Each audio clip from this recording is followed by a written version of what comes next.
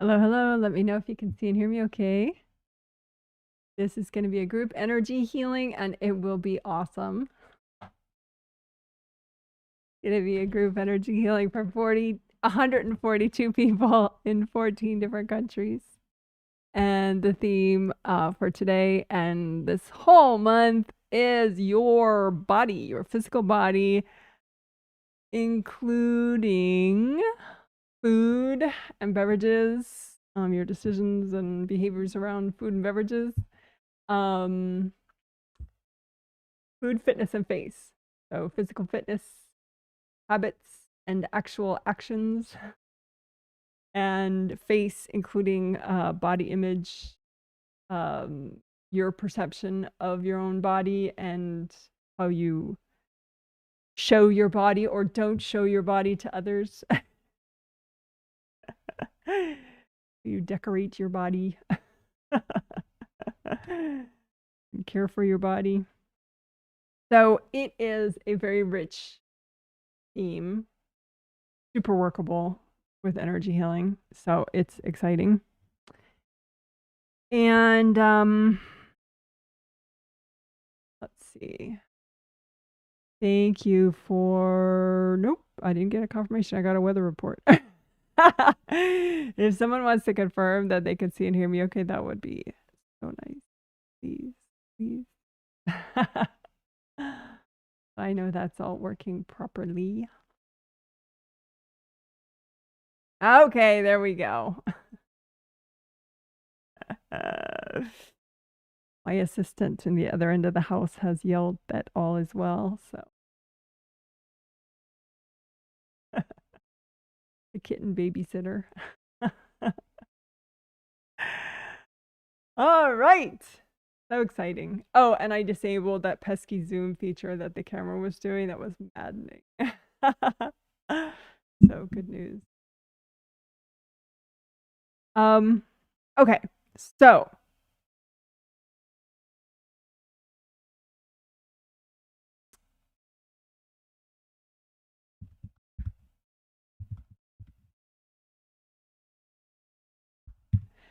okay, so the last healing we did, healing 1 of 3 in this set of 3 healings. To be honest, I enjoyed using those techniques on myself, some more than others. I particularly, especially enjoyed the baby step garden work when I did it on myself the next day. It was interesting. Like, you know, it's interesting to know, like, and it's okay if you don't know, because clearing people out is really what counts, you know, and getting the baby step garden technique is just, it's like you heal it as a garden, but it's your space to have baby steps to get a healthy distance from your baggage and your, you know, all the shit you've been through so that you can perceive what approachable baby steps are that you do to work on your issue and actually want to do a baby step and actually do it. And it's really interesting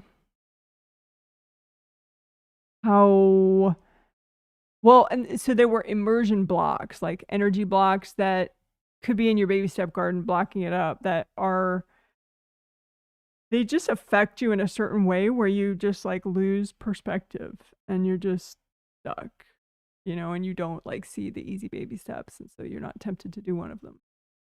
So that was a big part of the baby step garden, is to clear out these immersion blocks that are in your baby step garden, messing it up, but then also to clear people out. And that was interesting. Like, one thing I learned is that if I look at my face and I think like, oh, those are signs of aging, as I'm looking at my face, that one of my siblings is in my space, which is huge. Like, because once you realize that, like, cause for some people, it's like when their ex-husband's in their space, that's when they do comfort eating, you know, like people will just have certain patterns that, you know, like there's some behavior that they do, and when they do that, it's a direct reaction to person XYZ being in their space. And but you know, I mean, I thought maybe, you know, it was just like going to be a negative body image stuff that cleared that, you know, so I could look at my face and be like, oh, I still got it. But to specifically know that that's how some of my siblings that are not, I consider them genetic siblings, not actual brother and sister, because they're so negative. I've just gone my own way. But the point is that, you know, that's one of their techniques for just like killing my mood and getting me to stop, you know, being happy. is to nudge me about my age. You know, like, you're too old to do that. You're too old for that. So now I know that I could just clear them out, and then when I look in the mirror, I don't have to be like, oh, look at that. That's aging. Oh, you know.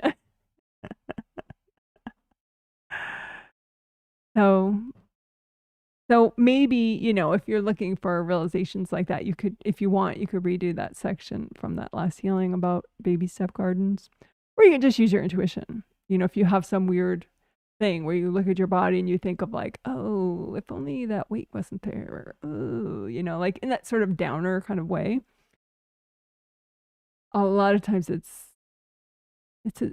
could be a sibling or an ex or just somebody in your space, and it's causing you to, like, all of a sudden everything sours. You know, like if you suddenly have a mood shift, it's usually not you. Usually you just got whacked, or, you know, somebody hopped in your space and whacked you. So that was cool. I liked those exercises. But anyway, I think other people did too, judging from the surveys. They like the effects of them. One thing also I wanted to note is the shoulder work that we did. And I'm thinking we're probably going to redo that today. We'll see. But I'm thinking there were like 3 chapters. I made them into chapters from the last healing, where we did the V pattern unblocking of your auras around here, like above your shoulders, but out from the trap muscles, trapezius muscles, like in a V pattern.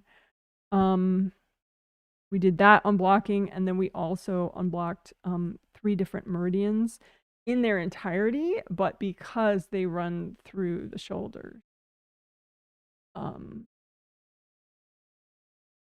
Small intestine meridian, which starts by the pinky nail and does that like gorgeous, cool looking zigzag in the upper back and goes up here, but it crosses right around that area that sometimes is tense. Well, most of the time is tense for people. And then Sanjiao meridian, which also goes over the top of the shoulder, and then the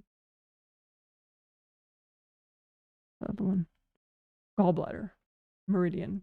It starts around the eye, zigzags in the side of the head, and goes down the side of the body, helps with self-assertiveness. And that goes through, again, this key area in the shoulders. So the point of the shoulder stuff, and if you missed, like if you looked for the healing summary, usually in the past I've done the healing summary like bam bam same day, even though it's not easy for me because I just want to like chill. I did it. I thought, well, you know, I don't know, I just want this to be as useful as possible for people. But this time I was like, no, I'm just gonna chill. I did most of the timestamps, but I didn't do the summary or anything. But then, so I did some more summary work late the next day, and then I did even more summary work the next day. So if you look back at the healing summary now, it's pretty nice. But anyway, where was I even going with that? Oh yeah, which finally got into the survey, that the shoulder work not only does it just help shoulder tension, but shoulders are good for manifesting and bringing in new positive change energy. Right down. You can bring it down here. You can bring it through anywhere, any part of your aura. But that is one spot where it's really nice to be able to bring down new energy is into your shoulders. So, not only did it feel cool, but you know, I think it might help like personal power type stuff. So, since the point of this stuff is to create positive change within these areas of food, fitness, and face. So, you know, having some power, some added flow in your shoulders and ability, you know, added flow above your shoulders might help with that. So that's why it's on the definite maybe pile for today.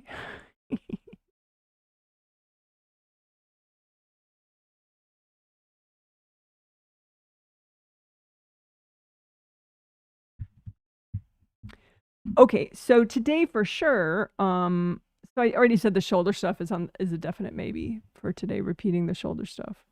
V pattern unblocking and shoulder meridian unblocking.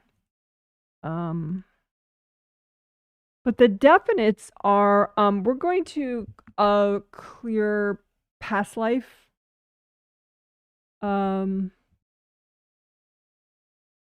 baggage around identity and body image, because I think that affects people more than most people realize. You know, like your past life issues with food, you know, your past life issues with, you know, and it's interesting because I guess you would think you know, when people's wishful thinking that their body image issues from other lifetimes won't affect them in this life because it's a different physical body. But it's not true because your body issues, your body image issues are psychological. You know, they don't really have to do with your body. It's your perception of your body. So if you don't clear that baggage, that does go forward with you. So, so anyway, so we're going to specifically clear past life stuff around that. We did some last healing around identity, and we'll just do more of that identity and body image and make sure I mean, to the extent that's healthy in general, but I think sometimes it's just you just so take it for granted because say you've had this hang up for like 10 lifetimes in a row, so you're just like, you know, you don't even think of clearing it. This should be good. Another thing is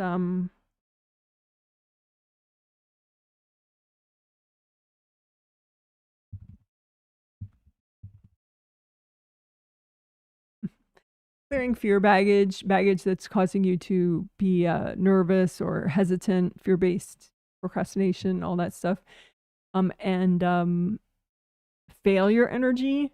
So it's not exactly fear of failure. It's more of like this sense that you have already failed. Like, you know, as if you're on this losing team and there's no hope, blah, blah, blah, you know? And I think I was looking at somebody that I heal, who's the husband of a client. Like, you know, I heal her and her husband and her daughter,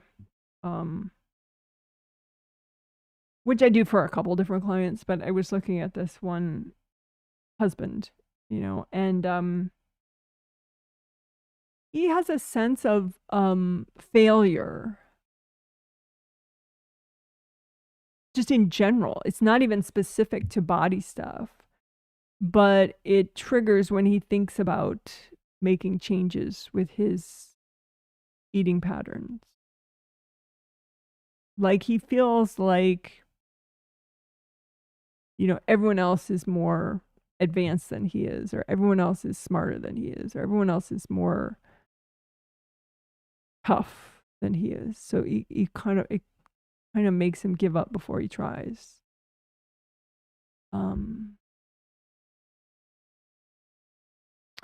So that's silly. So we're going to clear out, because it could be that, there was some project and you did a belly flop on it, like in a past life, or, 20 years ago, but you still have that sense of like, oh, that sucks. I really messed up, and if you don't clear that, then it's still there and it can pile up, much like grief. If you don't clear grief, it piles up. Um, so, so yeah, we're going to clear an old sense of failure that you have in your space. Sometimes it's from other people. Like they're like, oh, you're such a failure at this or that.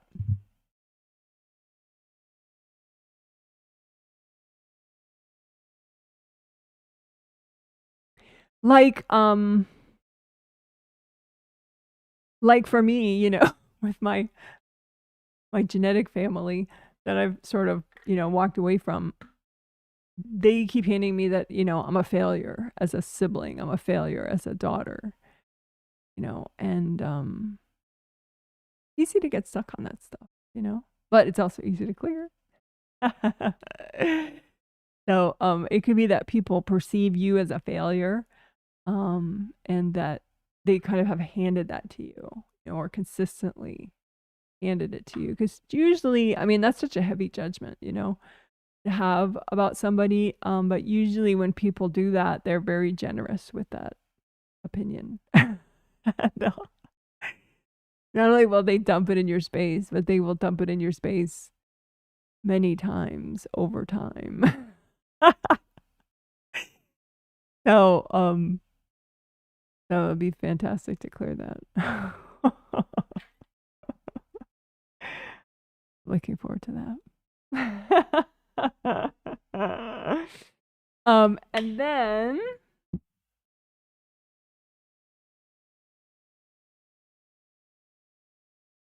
some people too, they'll have more common, is maybe someone who, doesn't have the right career, according to their siblings or their parents, or maybe didn't have the right number of children or any children, and that somehow is wrong, or they should be married already, or they shouldn't be married already, or they married the wrong person according to these other people, whatever.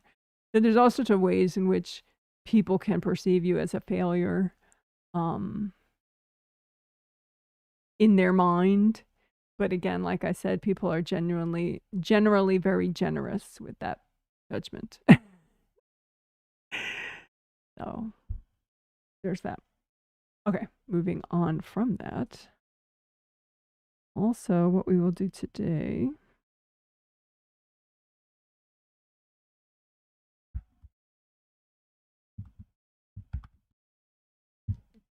Okay, so sometimes you make the energy of hopefulness and positive goals for yourself on the astral with your angels. But you might be able to block to bring it in when you wake up in the morning. Maybe because you don't wake up very well because you have lots of blocks up here, and so you come in through all the baggage, and so you can't bring all the good stuff in because you're too busy battling the baggage to get through it to get present enough to function. So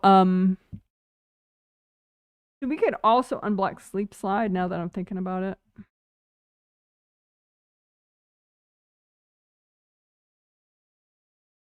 As a related thing. Maybe we'll do that first, and then we'll do the bring in hope and positive goals second.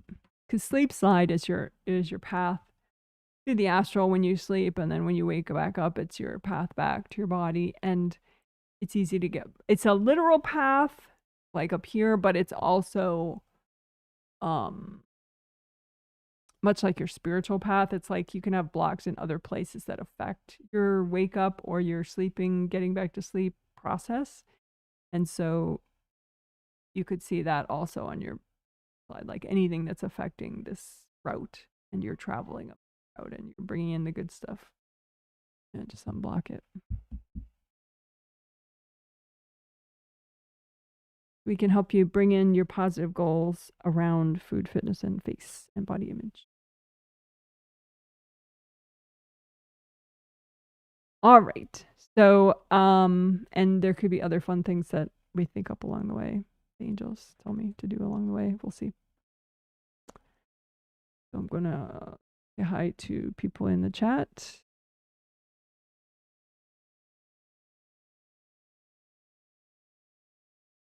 Feel free to say hi, say where you're viewing from if you want, the weather, how you're doing. The weather today here in Olympia, high is going to be only 65 degrees today, probably near that now. And it's sunny, which is nice.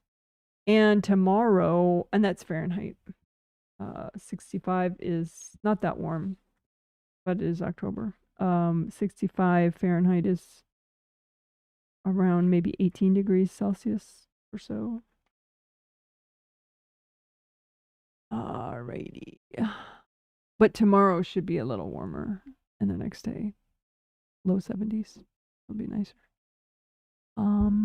Hello from unusually warm Ottawa, Canada, with a big 81 degrees Fahrenheit. Holy wow.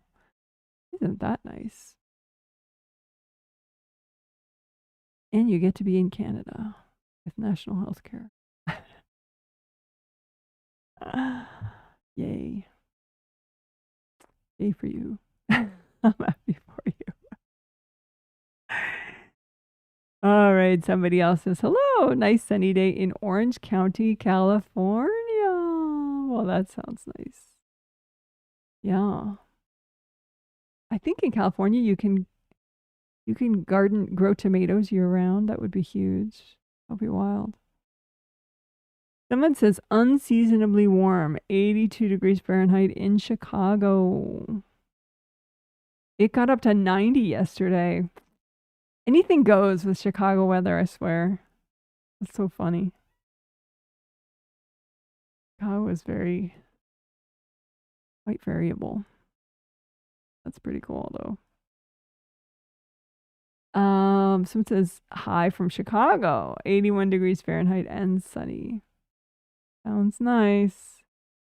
This is, hi, Janet, sunny and beautiful in New Hampshire. 72 degrees Fahrenheit. With the nice autumn leaves. Thank you. Someone says Southwest Michigan is 80 and sunny, slight breeze, feels cooler. Wow, well, you guys all have warmer weather than us right now. 80 and sunny, slight breeze, feels cooler. Sounds nice. Alrighty, well, Felix, come here. So I showed him in the pet update at the end of last healing. Here's our little YouTube superstar. His name is Felix.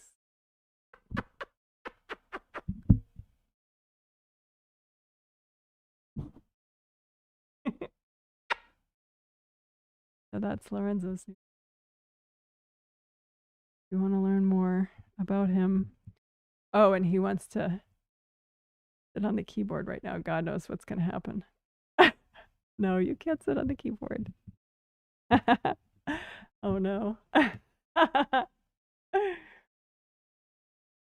What did he do? Oh, my God.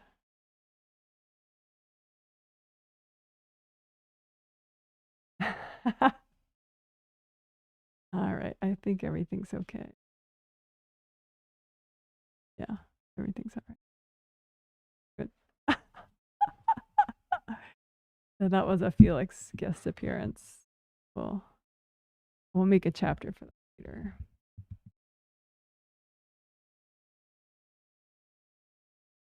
He's walking around. It's not entirely his fault. I called him over.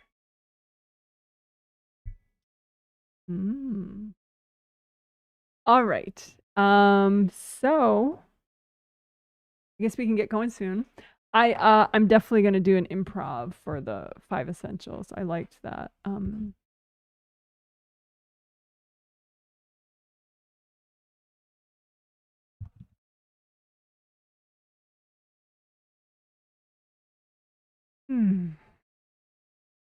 So towards the end of the 3 minutes of quiet, I'll start the healing. So you'll see me go like that.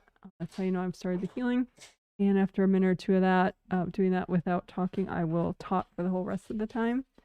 I will explain what I'm doing as I do it. So if you want, you can use it as an all levels self-healing walkthrough and heal yourself as you listen. But you don't have to. You can, if you're one of the people that purchased this set of healings, you can just relax and enjoy, or take a nap, or do your work, or be outside, whatever you need to do. All right. So now the quiet part.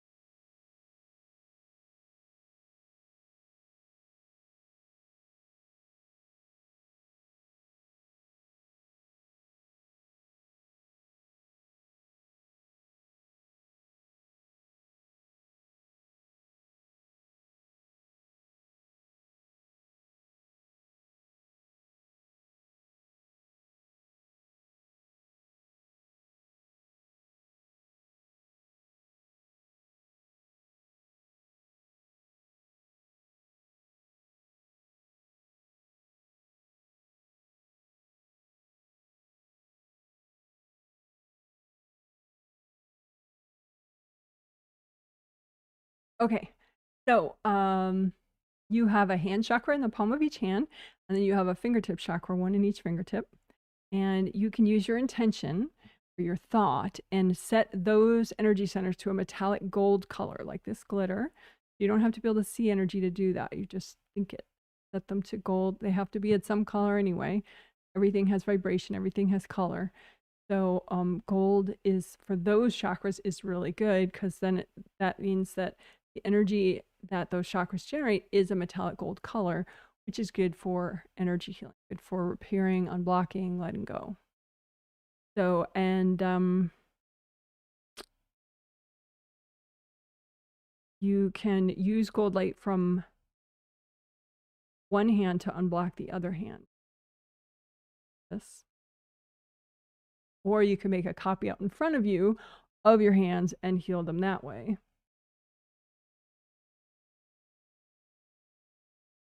And being more in your hands helps you to generate more energy, because your the energy centers are more unblocked that way, and so they work better. So by you being there, they work better. Right? So how do you be there more? Well, we can just improvise and go through some different things, like all your auras around your shoulders, around your chest, around your upper back. You can close, making it in your shoulders and your arms, hands.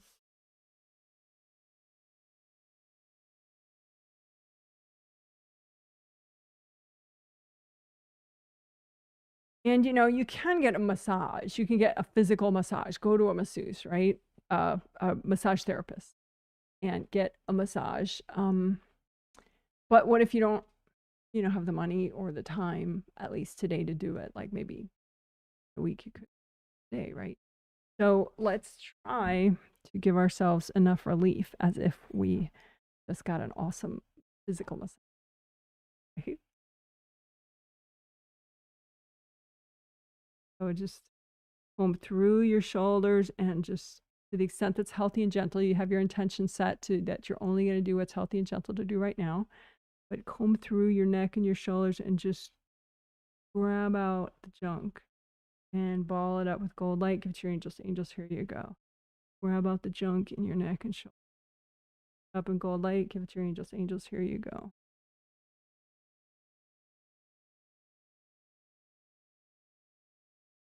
You can do physical massage of that area, just to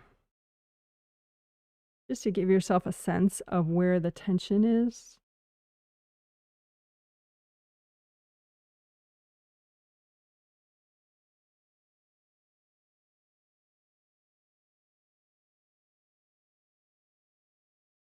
And then comb through your copy of those tension areas. Focus a lot of gold in those tension areas.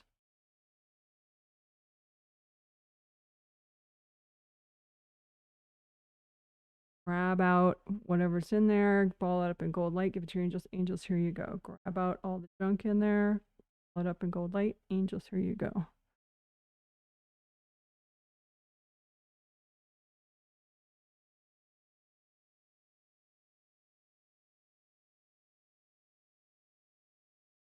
Couple deep breaths.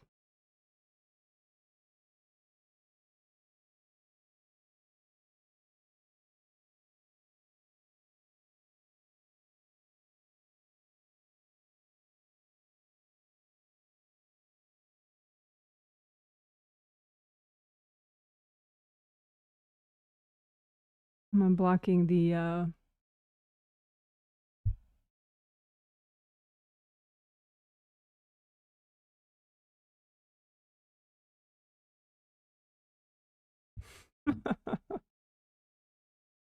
I'm unblocking the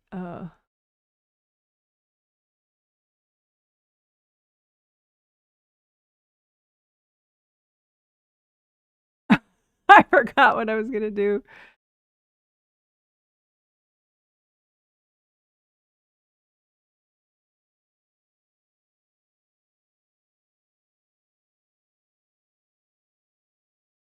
Your UB, if we go look at base of skull, so that yellow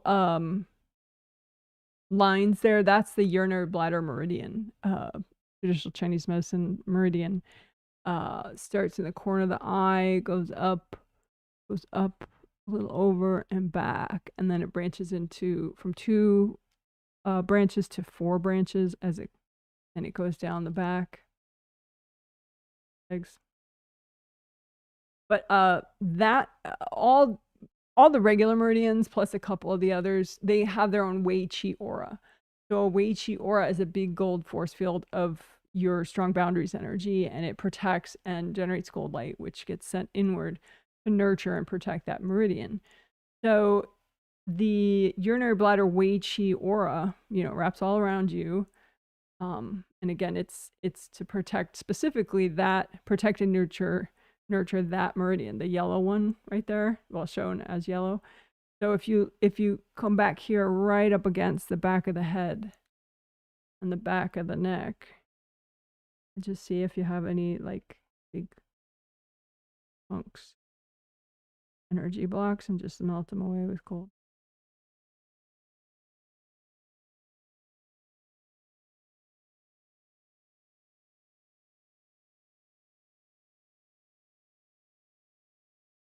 And I've talked about this before, that you'll have blocks here, but then you'll also have blocks here towards the outer surface, towards the the outer like half of your auras, and the inner half. So the inner half I would call those core blocks, and these ones I would call peripheral blocks. And if you have them here, you probably have them here too. And if you get them both at once, then it's a better relief for you. So you can urinary bladder meridian Wei Qi aura, you could comb directly behind the head and neck, close up, and then further out, and melt those blocks and say, angels, if there's any invasive beings in this area, can you recycle them? If there's any invasive beings corded to these blocks, can you?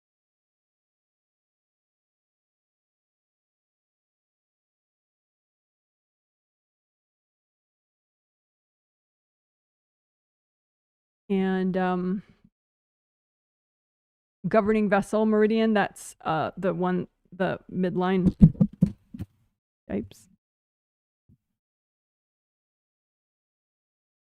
I like loose ones so they don't give me a headache, but then they come off really easily. The governing vessel meridian is the one in the diagram. It's a gray line going up the midline of the back, starts in the crotch, goes up the midline of the back, and hooks around the head, ends in the roof of the mouth. Governing vessel GV meridian it manages all your yang meridians, so it's very cool. Anyway, so your governing vessel meridian Wei Qi aura, right? The gold aura that's all around you, that's supposed to protect that meridian. You can comb through that specifically behind your neck and head.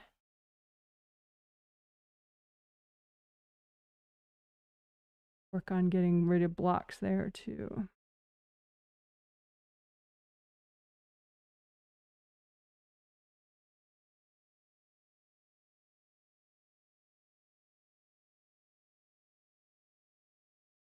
Angels, if there are any invasive beings hooked into this junk, can you recycle them?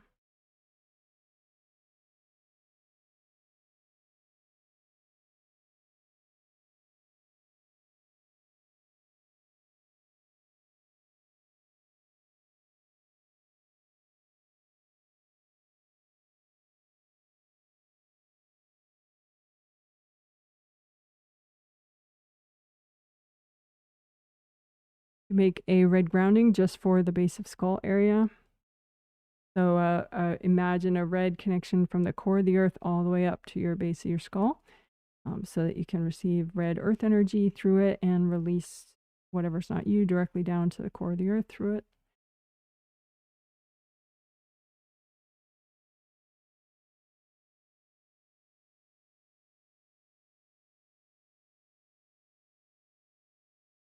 And again, as you comb through behind the base of your skull, you can be aware of the blocks close up and the blocks further out, and melt them both at the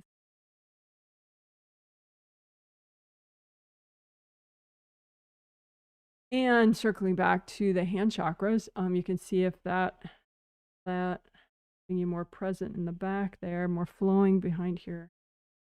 All with the arms and the shoulders and the hands. Neck, shoulders,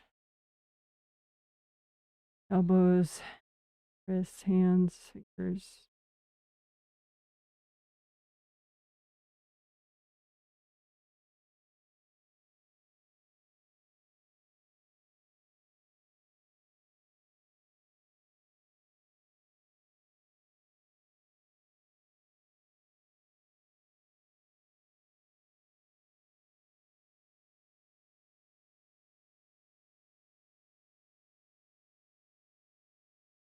All right, so that was a little bit of a roundabout thing with hand chakras and urinary bladder and governing vessel, weight chi aura, unblocking behind the head.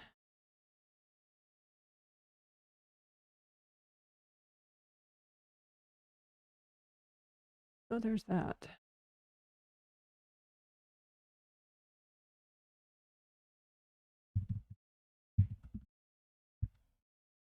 So 5 essentials are grounding, aura repair, creative ring repair, chakra repair, and all this back ahead stuff that we've already started. And so let's do grounding.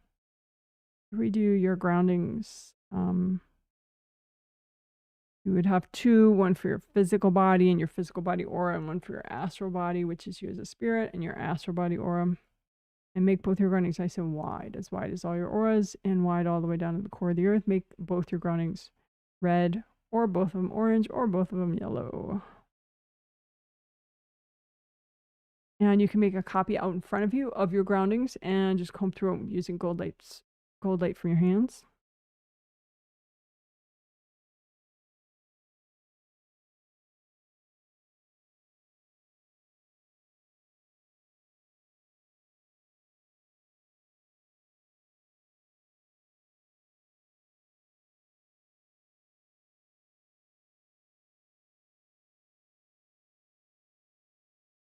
Really easy for grounding to block up.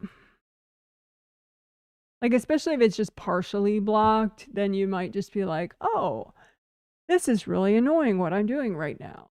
Or, gee, my dog is being especially annoying right now. Or, gee, my partner is being, like you won't necessarily think, oh, that's my grounding that just blocked up.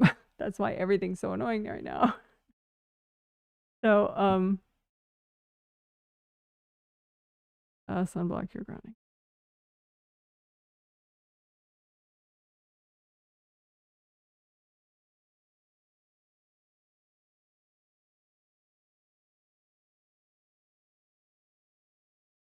And indie grounding is where you use gold light and you run it through the outer part of your aura, the outer surface of your groundings, to melt away connections to other people's groundings, so that your grounding is just for you.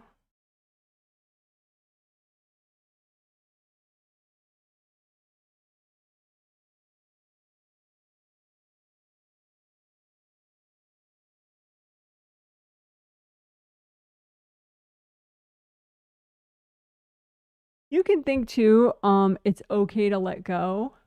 Sometimes you have to kind of encourage the parts of you that are more used to just being resistant and tuning out, that it's okay. You can stay here and just let go of things that are burdens or fears. That's okay to let them go. Fear is just going to drive you batty. It's not actually going to make you safer. Melt away that stuff and just remind yourself, hey, it's okay to let go. It's okay to let go. I can let go.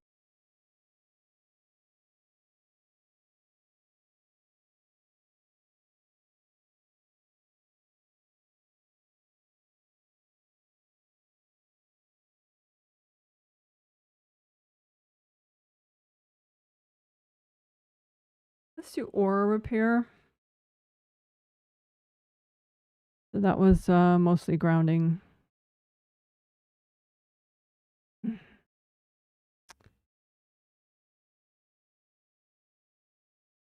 So with aura repair, we can repair all your aura rips at the same time using composite copy technique.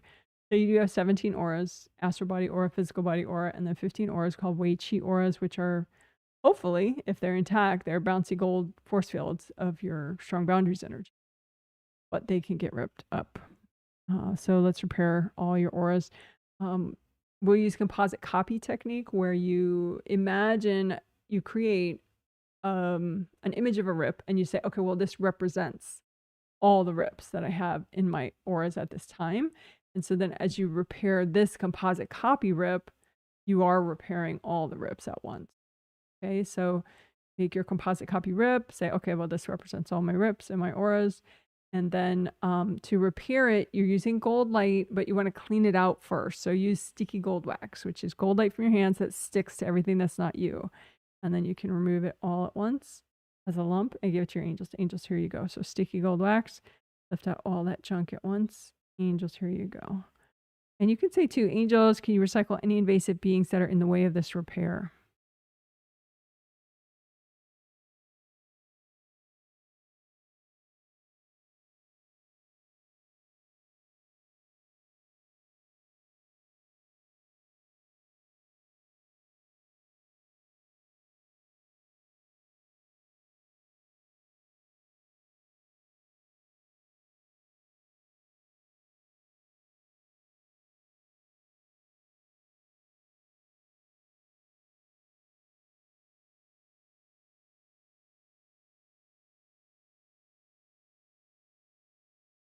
Deep breath.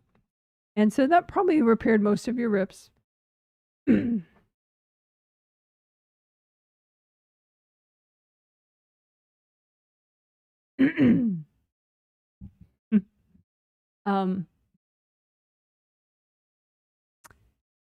but let's do it again, just to get the leftover rips. So make a new composite copy of a rip and just, okay, well, this represents the leftover rips that I might have. And then go ahead and repair it. Right? So sticky gold wax, get rid of all that junk. Angels, here you go. Sticky gold wax, have it stick to whatever's not you. Lift it all out. Angels, here you go. And that all the junk would be hard objects that got thrown at you, or invasive people or invasive beings. And then just use gold light, get as deep as you can. And you could say too, angels, if there are any invasive beings in the way of this repair, can you recycle them?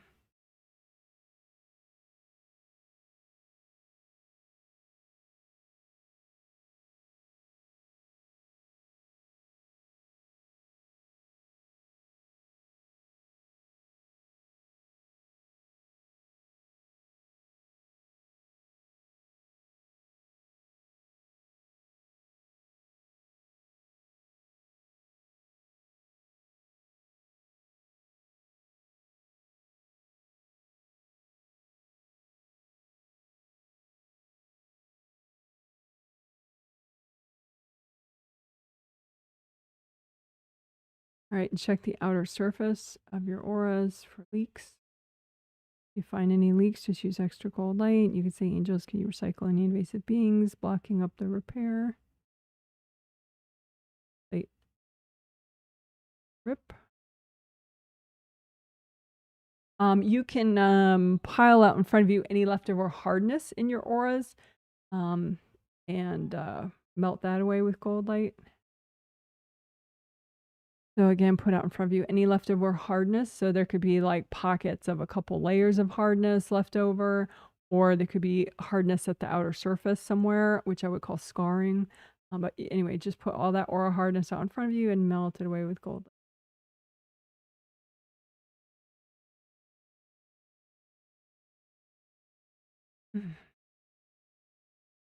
All right, good enough.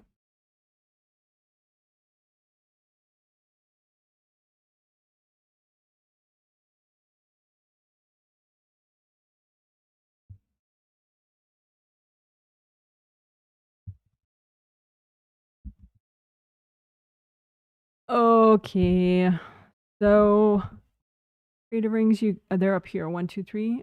You can make a copy out in front of you of your creative rings and pair gold light. And it's possible that when you look up there, you think, oh, I don't have any. but you do, and they are right here. It's just that you can have a lot of, there's a lot of visual tricks that can be played so that you can't see them. Like there could be a white or a clear or a silver energy that's also in these chakras. So it's like, it's just like not there. But it's just that you have like a sort of a whiteout effect where you just can't see that area. So you could imagine your seventh chakra and your sixth chakra, a copy of those out in front of you. Seventh is oriented this way. Let me seventh is oriented this way. Purple is an ideal color for your seventh chakra in the top of your head, and sixth is oriented this way. Round opening in the front and the back. And like a deep blue, cobalt blue, kind of like this is a good color for your sixth chakra. Anyway, so seventh, sixth, and creative rings, and just sort of look for energy that's coded around them. That's also, especially if you can't see your creative rings, just look for energy that's wrapped around them and also comes down to your seventh and your sixth. And just freeze it with gold light, drag it out. Angels, here you go. Freeze it with gold light, drag it out. Angels, here you go.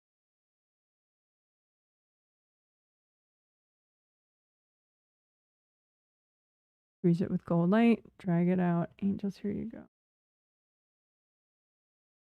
And you may have some invasive beings that kind of moved off because they don't want to, they want to come back later. So you can say, angels, if there are any invasive beings that moved off, can you recycle them too? Couple deep breaths.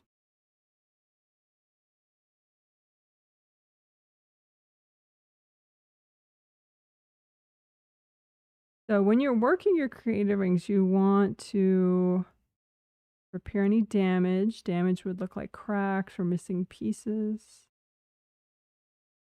There could also be hard objects stuck in them, like a spear thing.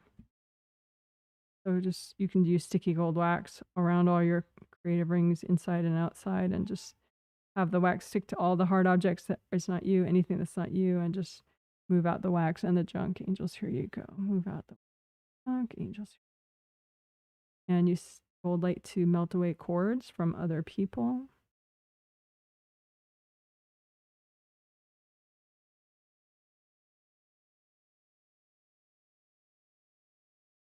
Just if you work with people in like sort of a mentoring way or a teaching way, some people, I call it invasive curiosity. Or, they kind of, they'll just think it's like sort of like a knowledge store where they can go in and take stuff. So Felix is again saying hi to everybody.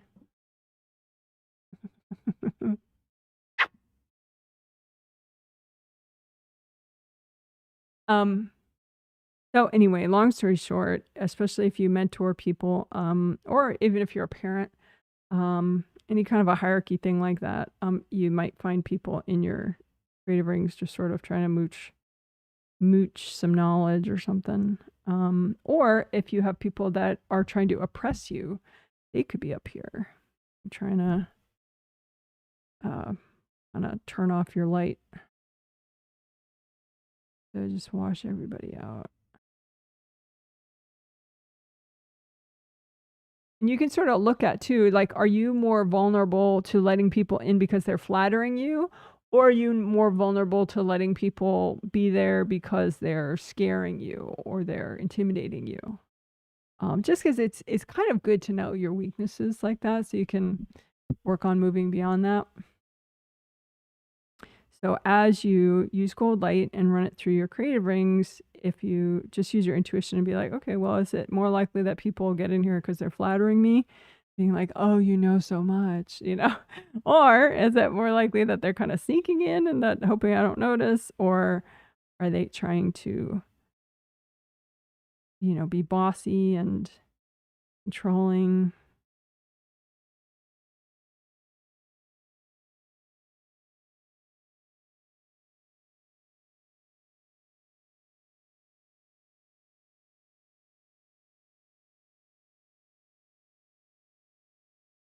So the creative rings, as well as the chakra round openings of the chakras, they have flaps.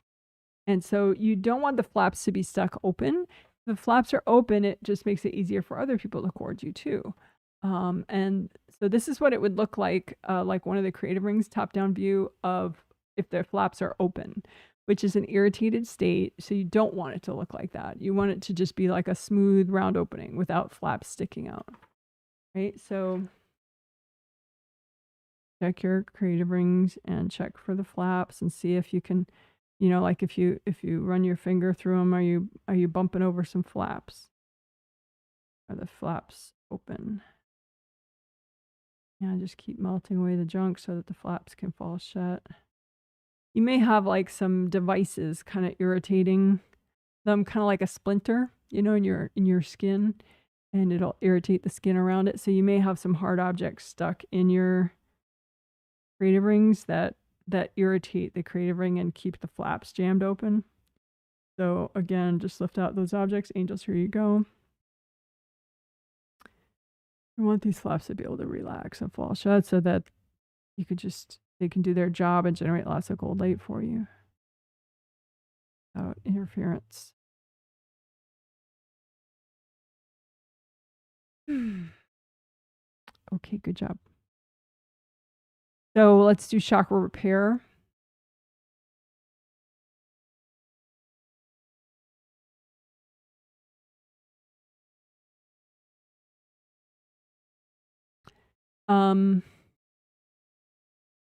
So this is the basic chakra shape. They're all pretty much shaped like this, although, obviously a lot smaller and, oriented differently depending on where they are and what their purpose is. But that's the basic concept for all of them. So you can just make one copy out in front of you of a chakra and say, okay, well, this represents all my chakras of my body and my spirit, which would include the minor chakras, meaning everything other than the 7 major chakras. So like your acupuncture chakras are minor chakras, all sorts of, chakras around joints are chakras. So let's repair and unblock all of them at once. So you just make a copy out in front of you and have it represent all your chakras with your intention and use gold light and melt away all the junk. Again, Felix says hello. Go heal your chakras. Yay for chakra healing.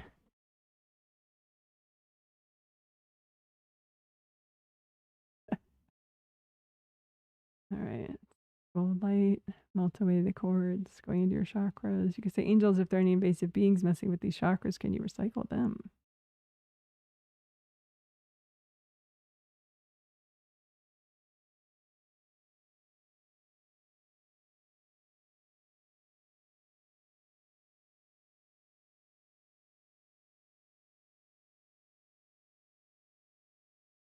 And you may have to encourage yourself to let go, especially if you're more prone to like, if you don't already, like work on the most stressed out parts of you and kind of isolate those and calm those down, then you could really benefit from that. So as you're unblocking your chakras, just remind yourself, hey, I can let go. I can let go. I can really let go.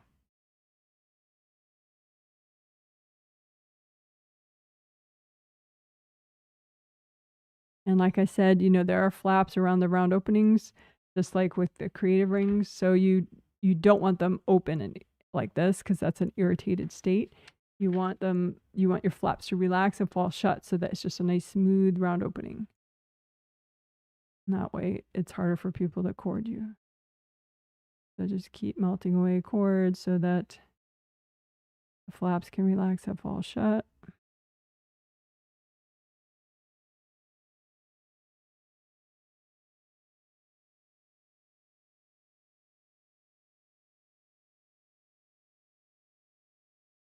You can lift out the baggage too, rather than melting it in place. Sometimes that's nice. So just lift that up and melt away the baggage all at once with gold light. Lift out the baggage that's healthy and gentle to get rid of right now. Melt it away with gold light. Lift out the baggage, melt it away with gold light. You can lift out the baggage, melt everybody out of it, and then blow it up. That's fun too. Lift out the baggage, melt everybody out, and blow it up. If you're healing someone else, don't blow up their stuff. That's too bossy, in my opinion.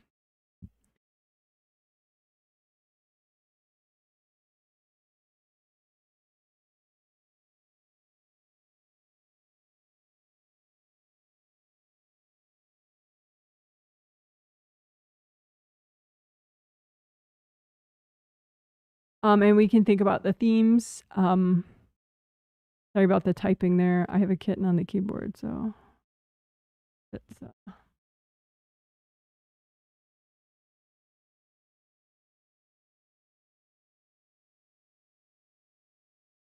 oh.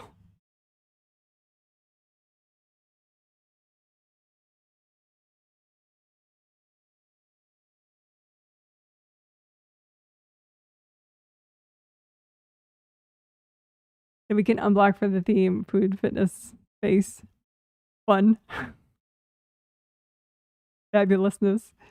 So lift out anything in the way of your food, fitness, space, fun, fabulousness. Lift that out and melt it away with cold light. Lift out your baggage in the way of food, fitness, space, fun, and fabulousness. And melt it away with cold light.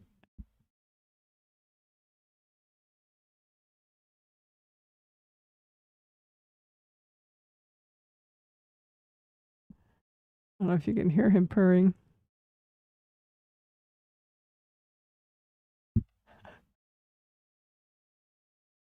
All right. Lift out the baggage in the way of food, fitness, fun, and fabulousness, and melt it away with cold light. Lift out the baggage, melt it away with. All right, great. Good job, good job. So let's see.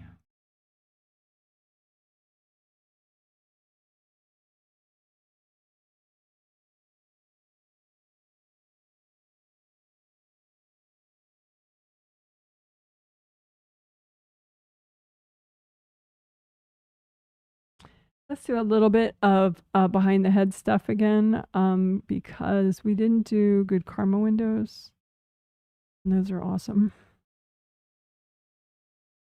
So back here is where good karma windows are. Let me type that if I can. I know there is a kitten in the way.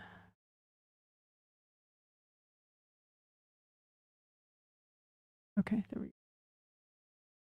So your good karma windows are a part of your astral body energy system. They're back here, 1, 2, 3, 4, 5, 6, 7. Each one looks like a triple frame window, and it's like a back door into your astral body energy system. If they're healed, then it's safe, and that doesn't work as a back door for invasive energies. And you can bring in your positive change energy through these good karma windows then, which is good. So you can use cold light and repair and unblock your good karma windows back here.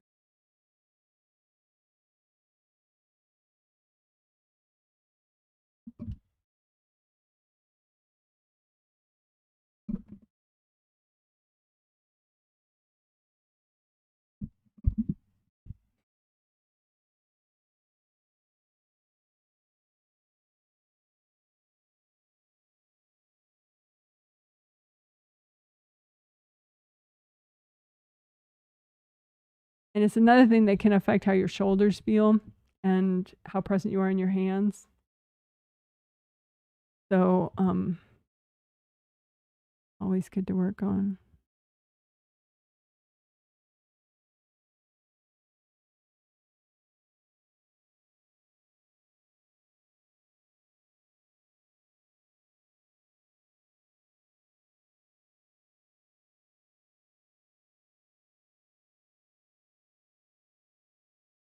You can, like, comb through your shoulders and see, like, if there's energy that runs through your good karma window area that is also in your shoulders. And you can say, angels, can you recycle this energy?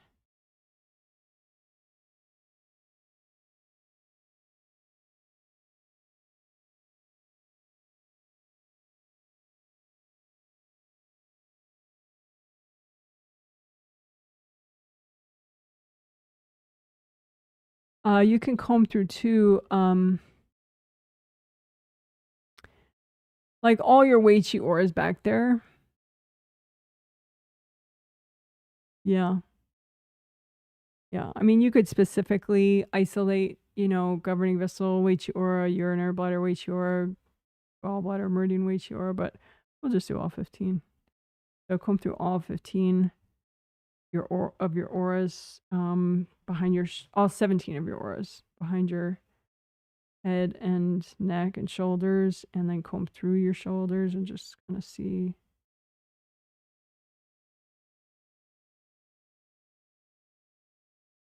There's energy that's not you coming through. You can just freeze it and say, angels, here you go. Freeze it, angels, here.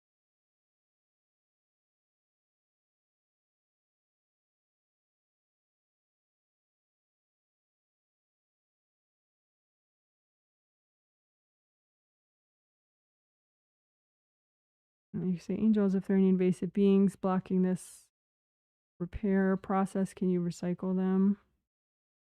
Blocking this healing, can you recycle them?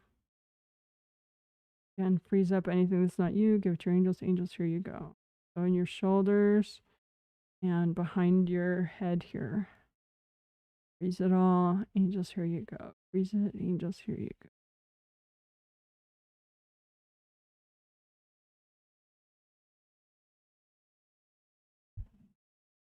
And let's do that.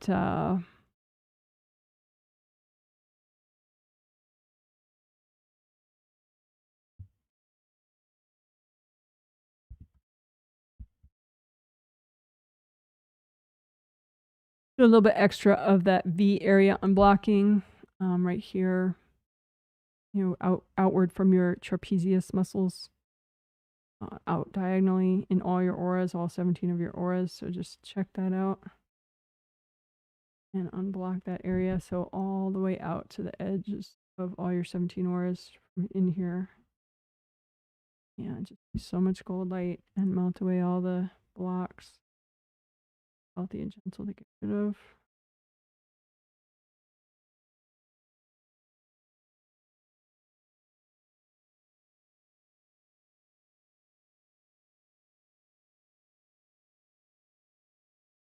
And you could have hard objects jammed in there, in that diagonal area. So you can just surround those in gold light and ease them out. Angels, here you go. You can also say, you know, angels, can you hold this space so I can repair properly? And just drag out the invasive, the hard objects, give them to your angels. Angels, here you go. And then use so much gold light. Dashes. Go back up.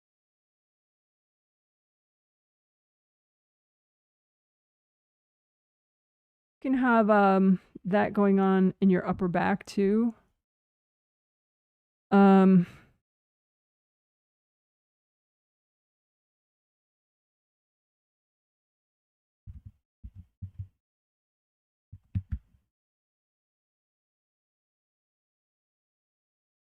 So your small intestine meridian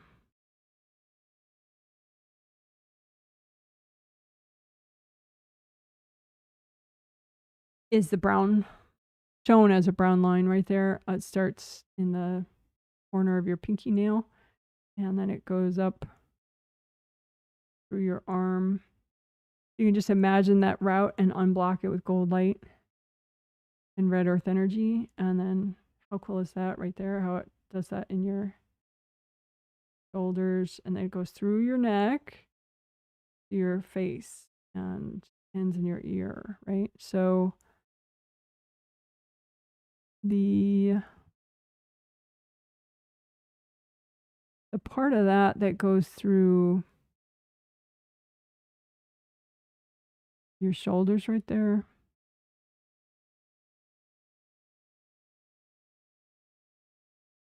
in that whole area, like, so not just that meridian, but that whole upper back area, you can have hard objects stuck in there. So you can sticky gold wax your whole upper back.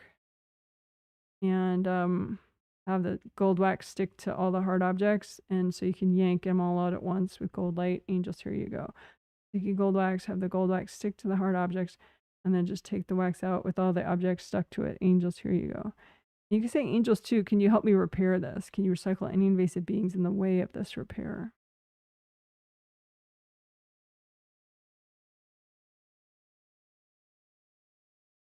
So that you are able to fully repair all those gashes and leaks.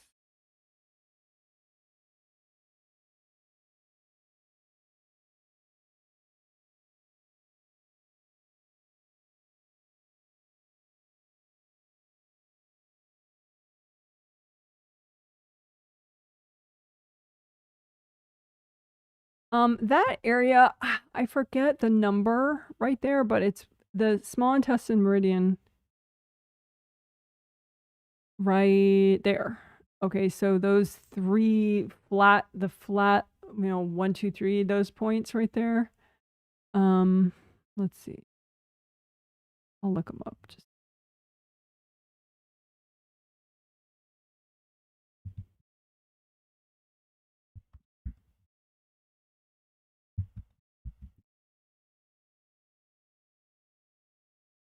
so Yin Yang House is a website. And so I like Googling. I'll Google small intestine meridian points diagram Yin Yang House, and then it'll take me right to that. Okay, so I'm talking about small intestine points 13, 14, and 15. Okay, it's the straight line part right before it goes to your neck. The small intestine 13 is what I'm working.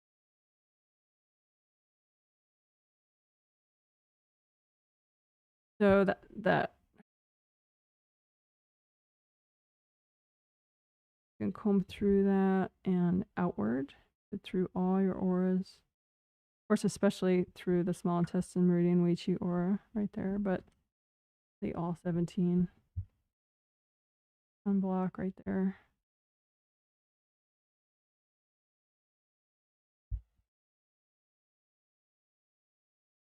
So, another fun thing that we did is we did last time is we just healed the whole small intestine meridian as one river.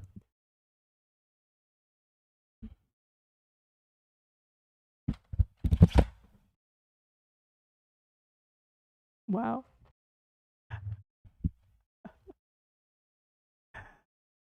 Oh my gosh.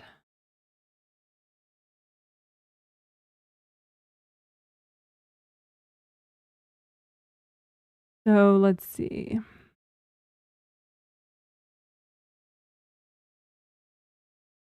Mm-hmm.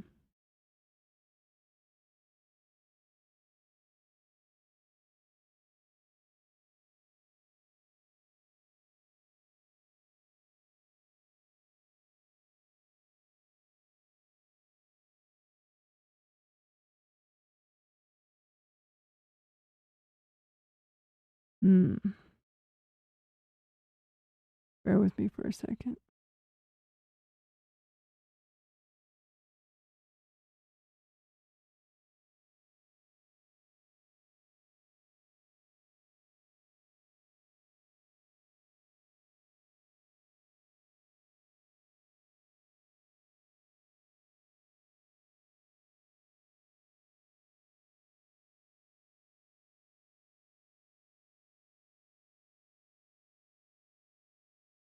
Mm-hmm.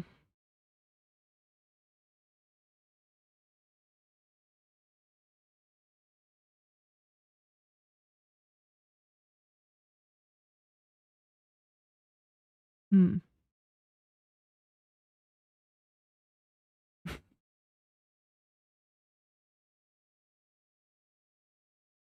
Sorry, I didn't have this set up in advance. I didn't realize this wasn't set up. Okay. So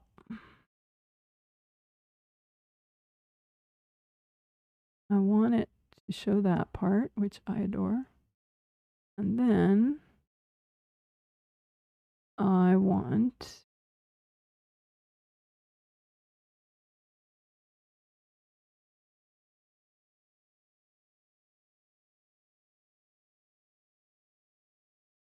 okay, so right now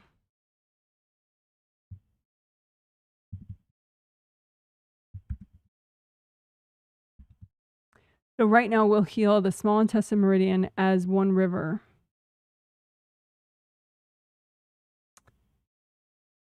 And okay.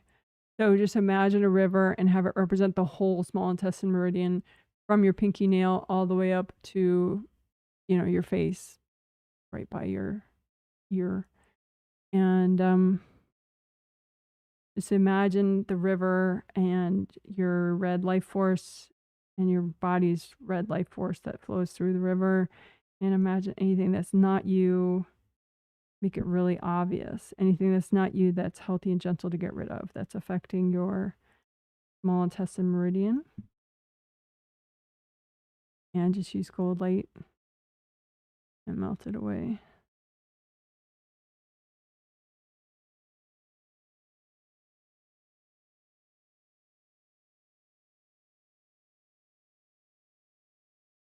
Okay.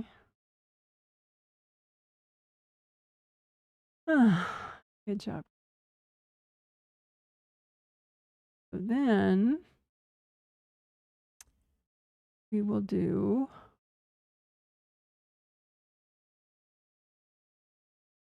something else that we did last time too.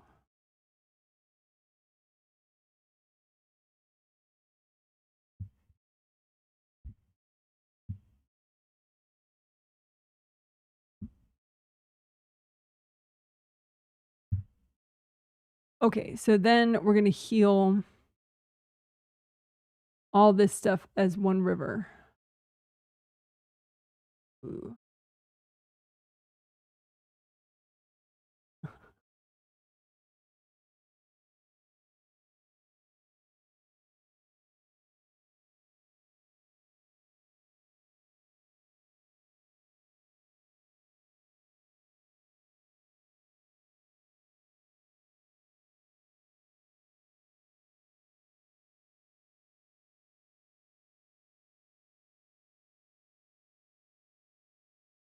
I don't know how to do it. Sorry, guys. I wanted to make that not be in the way of the guy's body. Can't do it. So anyway, we're going to heal. That sucks.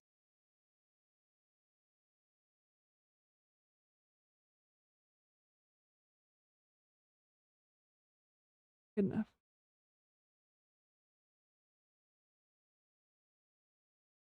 Okay. So now we're actually doing it. So I will make a chapter so you don't have to sit through that. You can just skip to the where the graphics drama is done. But anyway, so go ahead and make one river. Imagine one river that represents the 3 meridians that run through your shoulders. The small intestine meridian, which we just did in detail, which is shown there as the brown line. And then also the Sanjiao meridian, which is shown there as the really pretty turquoise line that goes over the top of the shoulder.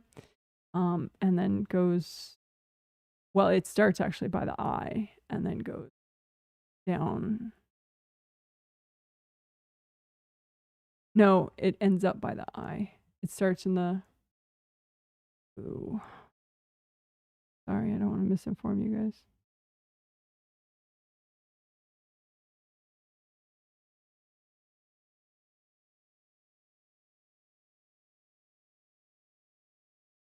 There we go.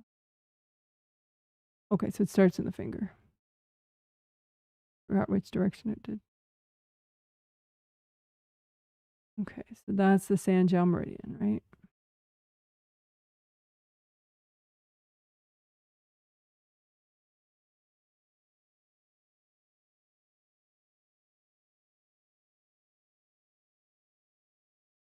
Okay, and then the gallbladder meridian, that's the one that starts just below it by the corner of the eye. and it goes and it does a big wide arch around the ear, and then it goes up to the forehead, and then it goes through base of skull area, and then it crosses down and goes down the sides of the body. So that's gallbladder meridian. So that's all three of them, right? So now finally, without further ado, let's get it done. So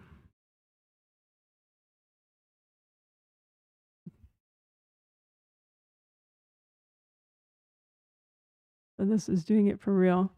So one river that represents those three meridians, to help your shoulders, but also to help you to just have a lot of presence and personal power here. So to help like physical reducing of tension, but also, all the good things that those meridians help you with, and just the extra presence in your shoulders. So if you look at that meridian, those three meridians as a river, and then you look and see, okay, use your intuition. Is this enough energy being generated? Is it flowing strongly enough? If not, just use lots of gold light, find the blocks, and melt them away. Have your intention be you want to see what's healthy and gentle to clear right now. Right? Lift people out that are influencing it. Just melt them away with gold light. Lift people out, melt them away. Lift out invasive beings that are influencing these meridians. Say, angels, can you recycle these beings? Lift them out. Angels, can you recycle them? And just notice, like, okay, well, if I want to manifest, like think of all your goals that you have, right? If I want to do that level of manifesting, what kind of flow do I need in these three meridians that go through my shoulders? And is this river, this one river that represents those three rivers, meridians, does it have enough volume of energy? If not, feel the start of it so that more energy can come into these meridians from the meridian right before it. And just imagine like maybe there's an area of muddiness that slows everything down, and just melt away the mud, melt away the energy blocks, the baggage. Maybe there's mud along the bottom of it with past life gunk. Just melt all that away.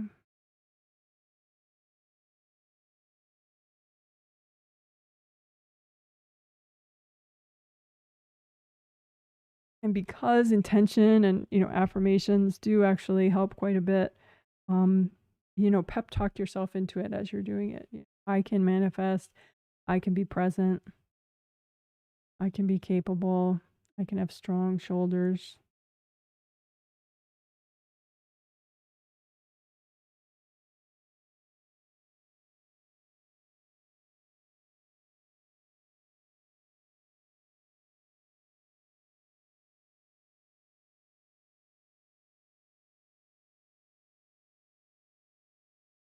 Breathe into your shoulders, breathe into the rest of your body, breathe into your auras, your groundings.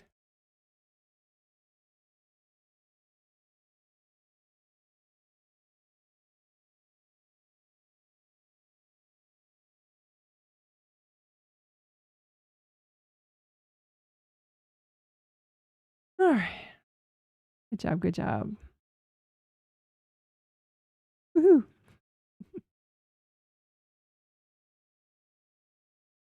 All right. So that was a shoulders extravaganza.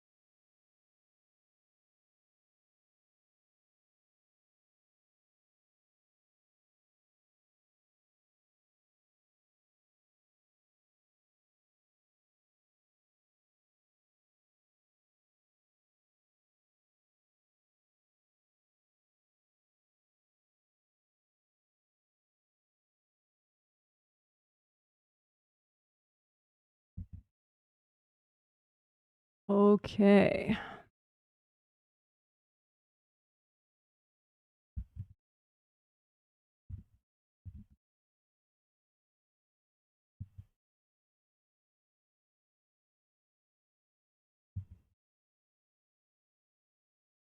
Okay, so H and G right there stands for healthy and gentle. So we're going to have the angels help you so that you do as much as you can be safe with, which includes backlash stuff. So whatever kind of level of backlash you can handle safely. That is part of what is healthy and gentle at this time. That's part of how that's determined. But we'll have angels help in addition to you intuitively determining. So we're always clearing all sorts of baggage all the time, including past life baggage. However, sometimes, like I said in the intro discussion, sometimes you could be so used to just putting it aside and being like, nope, not this time. That's just, off limits. I'm not going to clear it. Or sometimes maybe a family member of yours has declared it off limits. So you're not allowed to clear it according to them, right? And so you can imagine them like closets or wardrobes, just a storage area, and it's just, past life baggage of yours, and it's just like, it's full of stuff and you're not dealing with it, right? So what we're going to do is we're going to imagine your past life closets that relate to, in general, stuff that would be really helpful for you to clear right now, for whatever projects and goals you have in your life right now. But then also specifically past life closets that impact, food, whatever the food, fitness, fun, fabulousness, face, body image, all that stuff. So we're going to melt away past life closets that are healthy and gentle to melt away, that even the angels have determined that are healthy and gentle for you to melt away, relating to, any project near and dear to you, as well as, food, fitness, face, body image, fabulousness, etc. Okay, so let's do it.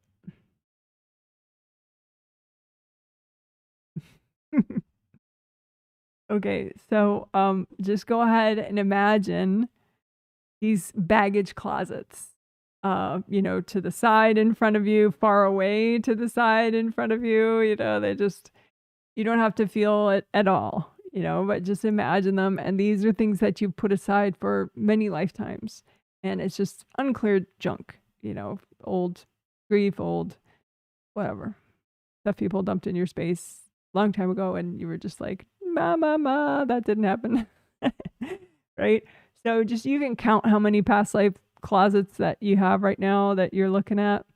And just notice, which ones of them have to do with food, which ones of them have to do with fitness and face and self-image. And then, which ones clearing would help with, other projects that are near and dear to your heart right now. Their personal goals you have. And, maybe they're all relevant to all of that. That's fine too. And go ahead and ask your angels. Angels, is it healthy and gentle to clear all these closets that I'm looking at right now? And it's possible that that's not the case. They're not all healthy and gentle to clear. Maybe it is. Maybe you just imagined the healthy and gentle closets to clear, but just double check with your angels and have your angels kind of remove from out in front of you the ones that are not healthy and gentle to clear right now. That maybe you went from, 25 down to 6 closets. Or maybe, you only imagined the healthy and gentle, so that's the ones you have in front of you still. All right. And so now you could say, angels, if there are any invasive beings that are in the way of this clearing, can you please recycle them?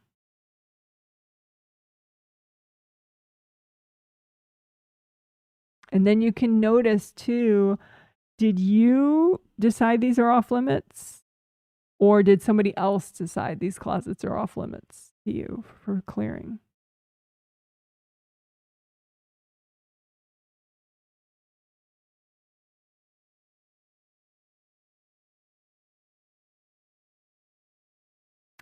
And either way, your angels said it was healthy and gentle, so you can handle whatever, if somebody gets their feathers ruffled about it. that's fine. You'll be able to handle it. So just use gold light and melt away the closets. You know, you can, like, say if there's do not touch ribbons on them, you can melt those first. And just, you know, you could even make like a big gold, sort of like a pillowcase all around the closets, a big gold container all around them, you know, so you don't get the yuckiness on you. Yeah. And then just, you know, fill up the closets with so much gold light that they dissolve.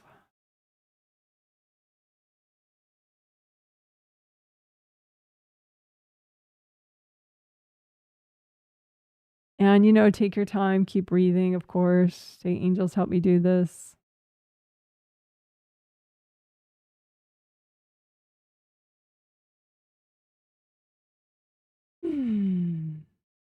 And if you have any closets left over, you can see maybe if there are some invasive beings, you know, like some cloudiness or weirdness around them. Just say, angels, can you recycle the invasive beings?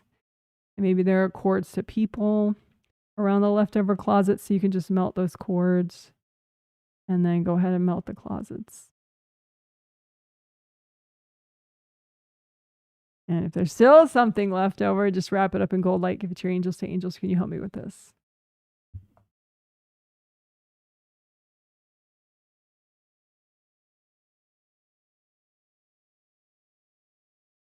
All right. Good job. Good job.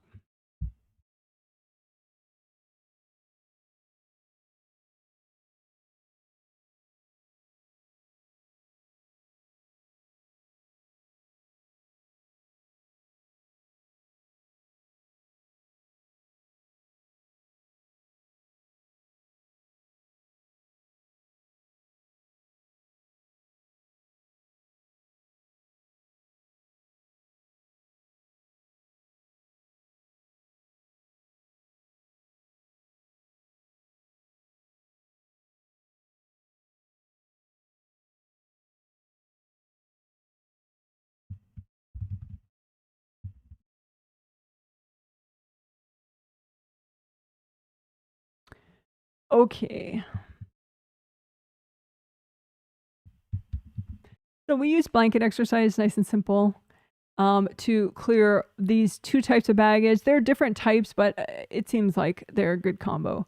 So we'll do them both at the same time. So just make a big old blanket out in front of you and pile onto it copies of any fear baggage, any, you know, it could be junk that someone put in your space or your own baggage that you haven't resolved. Just put it out in front of you. Anything that's making you fearful of positive change, fearful in general, fearful of, you know, making progress with these issues, food, fitness, face, fabulousness.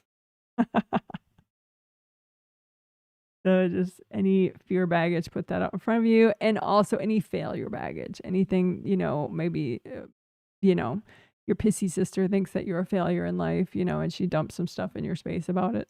You know, put that out there. Or some, maybe, you know, one of your neighbors thinks you're a failure because you're not, you know, whatever. Your lawn isn't as pretty as theirs. So whatever, put your energy or anybody else's energy out in front of you onto the blanket that says that you're a failure. And then go ahead and use so much gold light and melt cords from people. You can say, angels, can you recycle any invasive beings in the way of this clearing? And just keep melting all this junk. Get everybody's energy out of it. And you can blow it up too if you want.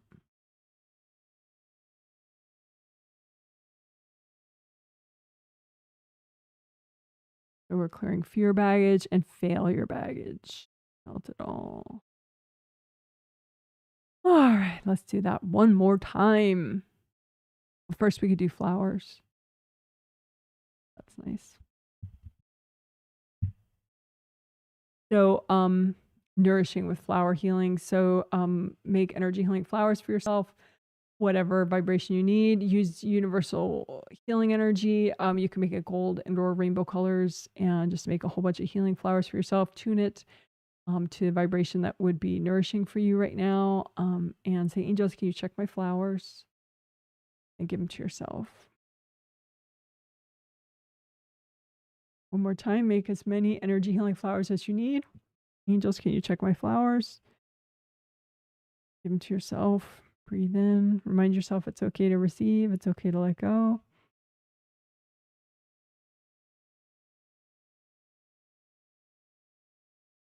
All right. So then we'll do a second round of the clearing fear and clearing failure energy. So big old blanket, make a big old blanket out in front of you.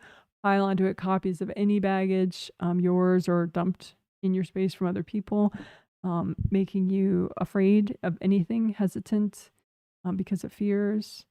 And then any baggage that's making you feel like you're a failure, or, baggage of yours, baggage from other people that has to do with you being a failure, allegedly. And just use lots of gold light. You can say, angels, if there are any invasive beings in the way of this clearing, can you recycle them? Melt quartz from people, melt everybody out of this junk. And then you could blow up the junk or just keep melting it with gold light. If you have any left over, you can just wrap it up in the blanket, give it to your angels. Angels, can you help me with all that? Couple deep breaths.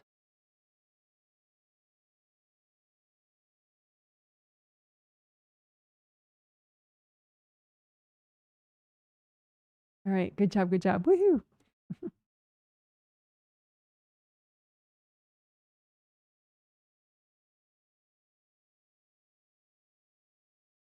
Let's do one more round of flowers.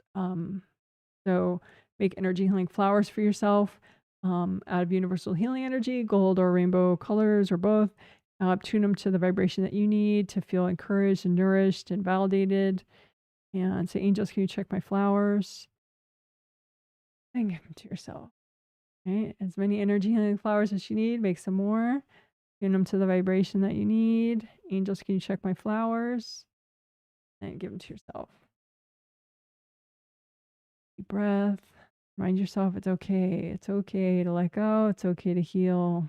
It's okay to receive.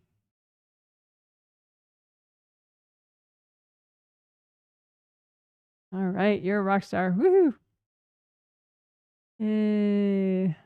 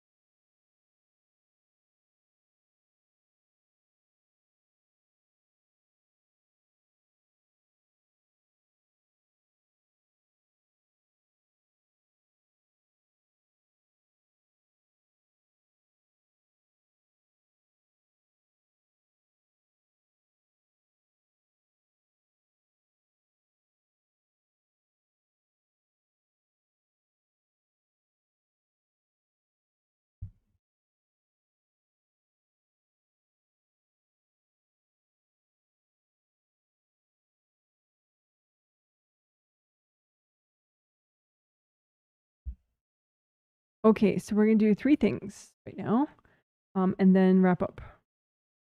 So we're going to unblock your sleep slide, bring in hope, your hope energy, and your positive goals that you haven't brought in yet, that are sort of queued up, waiting for you to bring them in, and unblock your 7th to 8th chakra connection, your higher self. Bring in some of your eternal wisdom and healing energy that you need. First, unblock sleep slide.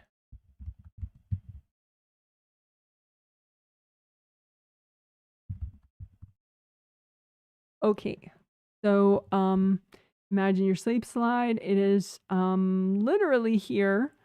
It's your path to the astral and back. So when you go to sleep and when you come back and wake up, and you can imagine it like a gold and green, sort of like an escalator, but it's a slide, and you just go whoop and whoop back down. And just imagine any blocks that are in your way in either direction, and just melt them away so that you can Go to sleep easily, wake back up easily and gently. Sometimes you might wake up panicked, and that can be because you have somebody else's energy on your sleep slide.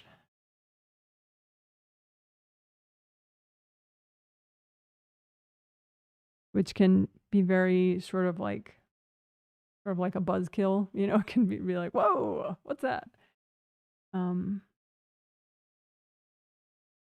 rather than realize like, oh, I just slammed into a bunch of baggage from my mom, you might just start worrying about something, you know, as soon as you wake up. So just imagine whatever junk is on your sleep slide and melt it away.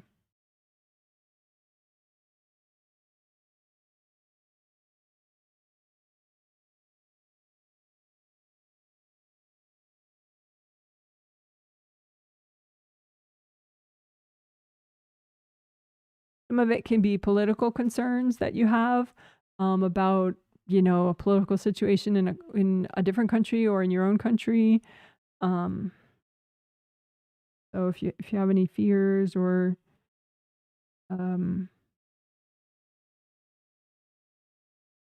emotional or mental baggage about any political stuff on your sleep slide, just melt it away. I mean, you'll still have opinions and feelings, but that way it won't interfere with all the good stuff you're trying to bring into your day.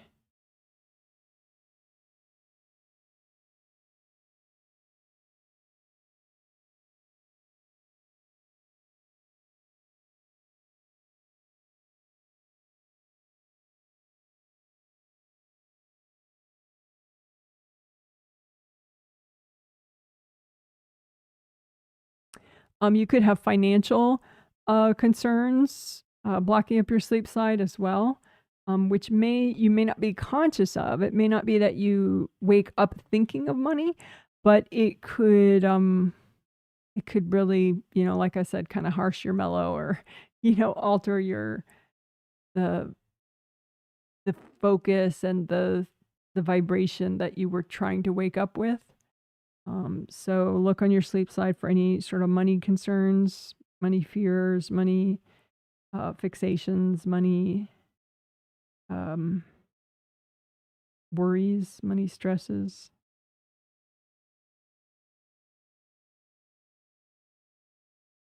It will not make you, you know, forget what you care about and what's important. It just, you know, like I said, it just doesn't distort what you're trying to come in with.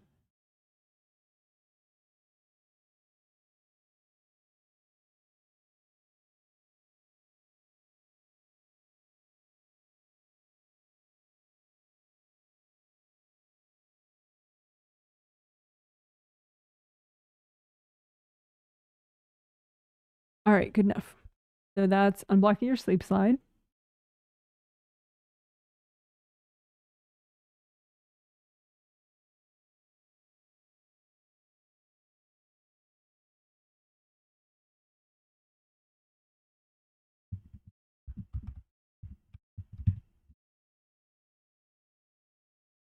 Okay, so a lot of big things start on the astral in your sleep. You can do a lot of really fabulous healing and clearing and creating of your future in your sleep with your angels. And then you bring it in when you wake up. And so that's part of why unblocking sleep slide is important, so that you can bring that stuff in. But sometimes it just cues up because maybe your body isn't at the right vibration, or you could kind of get stuck in like a waiting pattern where you think like, well, it's just not the right time yet. It's not the right time yet. It's not the right time. And it could be that it is the right time, but you're just stuck in that sort of postponing mode. So you can imagine your hopes and goals And even like maybe there's a part of you that isn't coming in, that keeps saying like, oh, it's not time yet, it's not time yet. And just give these parts of you a healing that are, maybe it's just energy of yours. So it looks like, rainbow colored bits of energy or gold light, and it's your energy. So you can give a healing to that. But then also maybe there are little parts of you that say, well, it's not time yet, it's not time yet, or I'm not good enough yet, or, whatever. I have to wait till my kids grow up, or blah, blah, blah, whatever. And just give a healing to these parts of you that are putting off bringing in hope and bringing in positive goals that you're due to bring in. Like the time really is right, but you're stuck thinking it's not right, or you're just stuck on 5 different things, and so they're not coming in. So just heal these mini parts of you that are waiting. We could say inappropriately waiting. And just unblock these parts of your energy that are queued up, are not coming in. They're ready, time, but they're not coming in yet. And then imagine you, the part of you that's in and around your physical body and your physical body. And so just feel that, unblock that extra so that you can be ready as possible for you to bring in your hopes and your goals. And so you're unblocking up above, whatever energy hasn't come in yet, and then you're unblocking in and around your physical body, your astral body and your physical body, and those auras and all your Wei Chi auras and your groundings.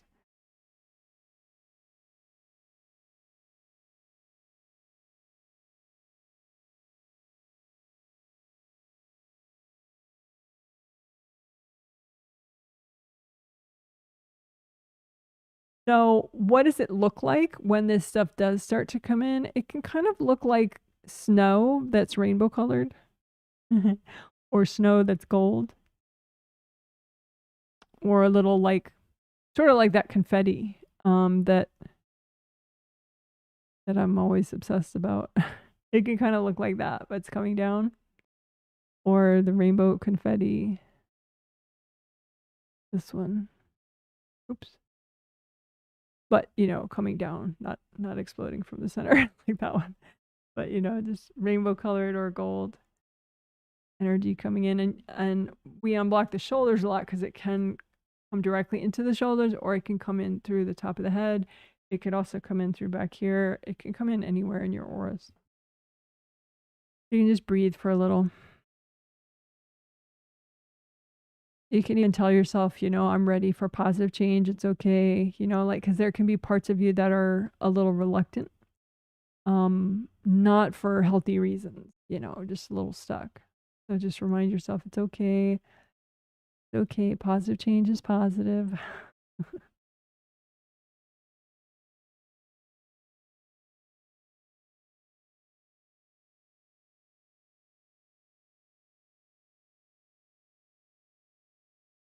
All right.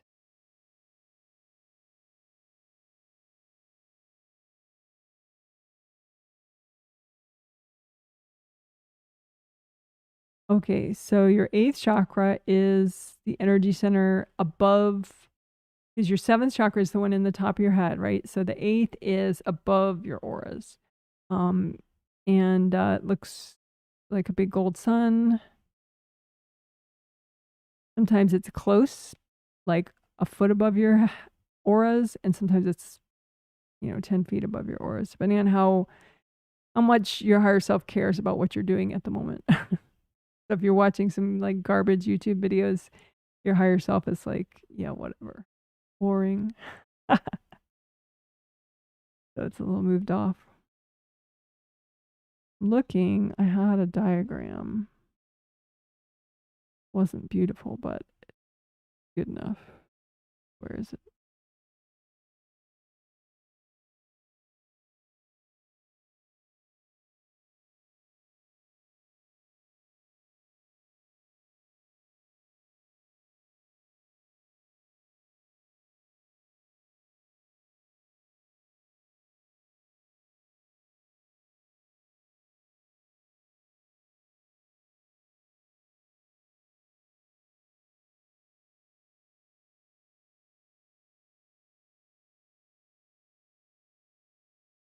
Found it. See, wasn't that worth the wait?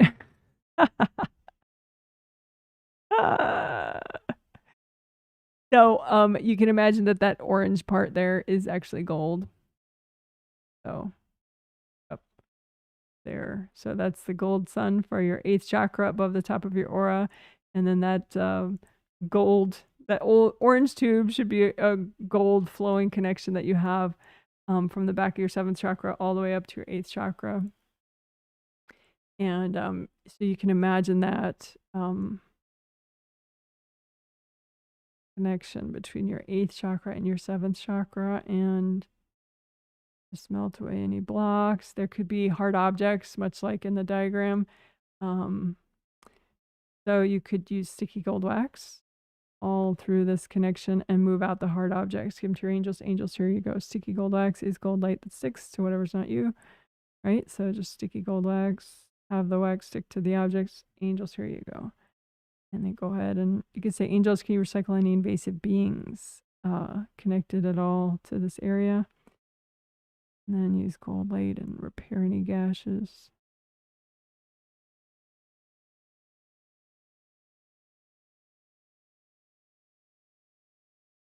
Couple deep breaths.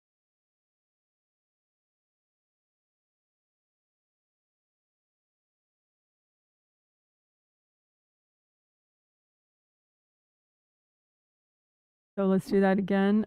Sticky gold wax around the 7th to 8th connection to have the wax stick to any hard objects that are stuck here. And then move the wax out with the hard objects. Give it to your angels. Angels, here you go. Angels, can you recycle any invasive beings in the way of this repair?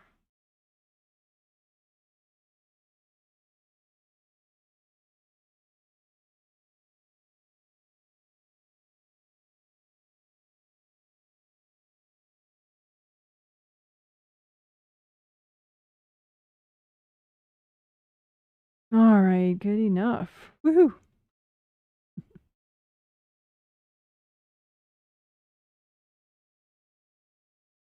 Okay. Oh, and if you have not already, if you would, you don't mind if you could give this live stream a thumbs up and or this video later if you're watching later. It does help a lot.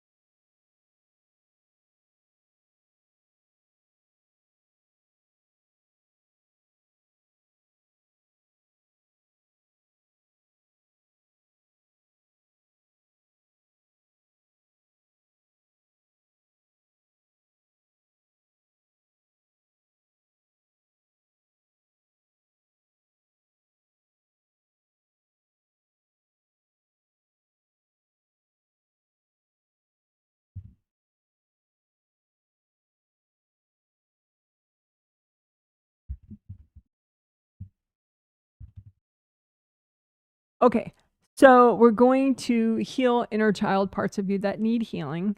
So you could say there are wounded inner child parts of you. But for general benefit, whatever parts that would help you the most to heal, but also to benefit the theme, food and beverage, fitness, and face, including body image, identity, all that stuff, self-expression through clothing, yada yada. So we're going to heal inner child parts of you, so you can make progress in general and with food, fitness, and face, and fabulousness.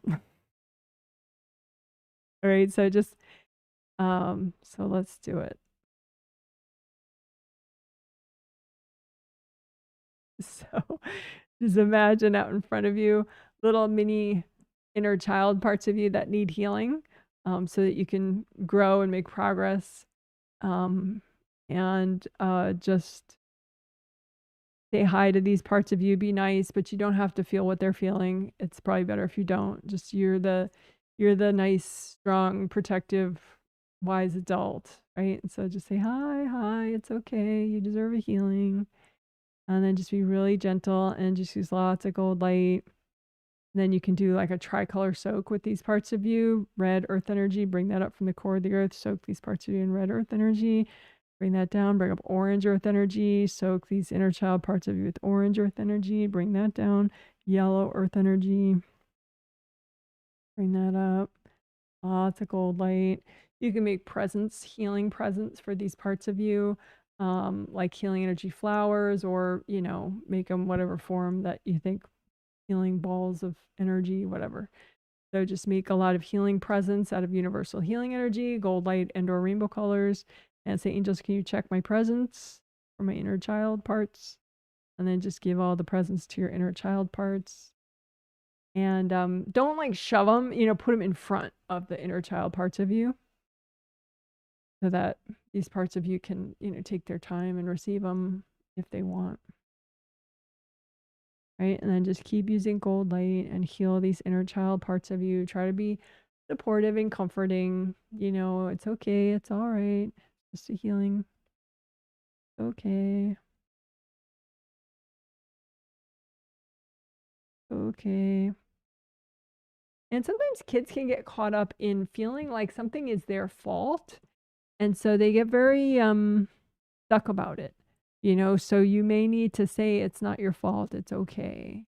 You know, you were 6 or you were 5 or, you know, it's okay. You were only 7 years old, you know. So if you need to say some kind of comforting pep talk like that to your inner child parts, you can go ahead and do that. But again, be separate. You are the wise, strong, healed adult. And so you don't have to match the pain and the trauma that these inner child parts of you are stuck in. Lots of gold light. It's okay. It's all right. Okay. You deserve a healing. You were just a kid. It's okay.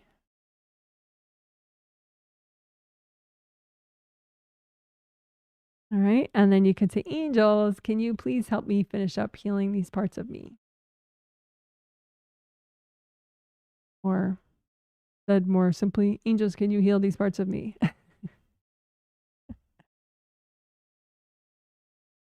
Just take a deep breath. So once these parts of you are fully healed, then they'll kind of dissolve and you'll get back the energy.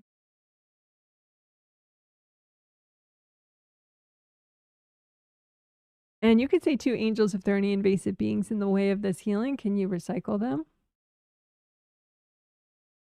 And maybe, you know, you have a bossy sister or something that's courting one of these inner child parts of you, so you can melt away any cords between these inner child parts of you and other people.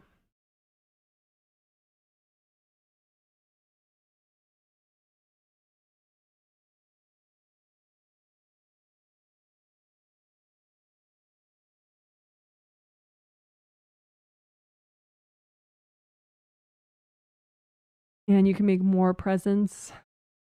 You know, if you still have parts of you that aren't healed, make more energy healing presents out of universal healing energy. Make them gold, light, or rainbow colors, or both. Tune them to what you need. The angels, can you check my presents? And then lay them out in front of these parts of you.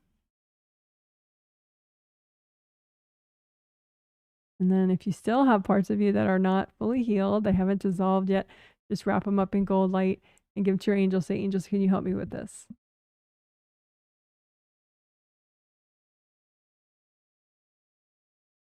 All right. Good job. Good job.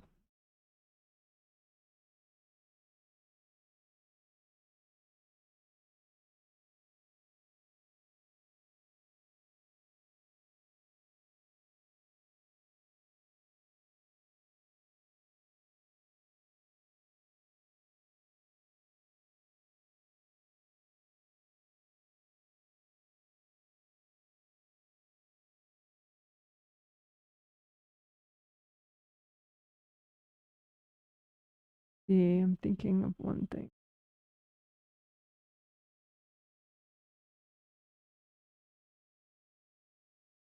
Mm.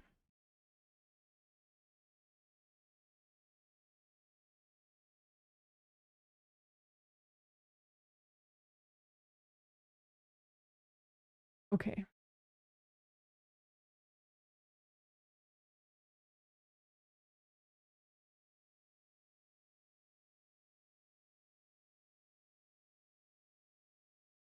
I'm typing with a kitten.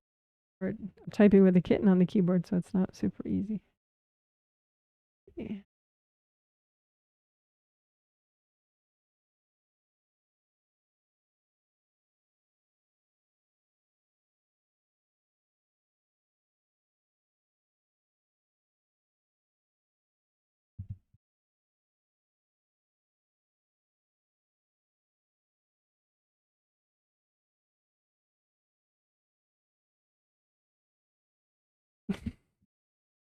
Hey, be good.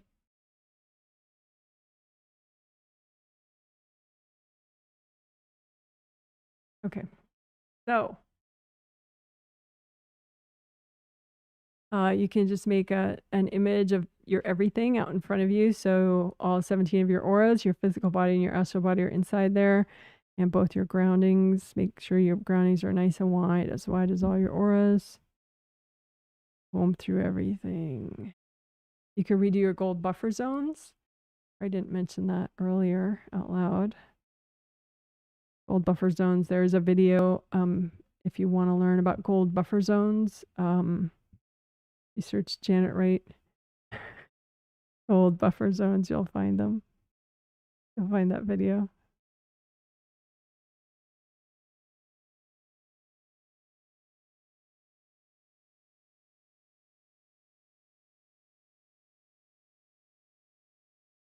All right, so let's clear STEBs. So STEBs are stubborn triggered energy blocks that still haven't cleared, even though we've done 17 billion different things.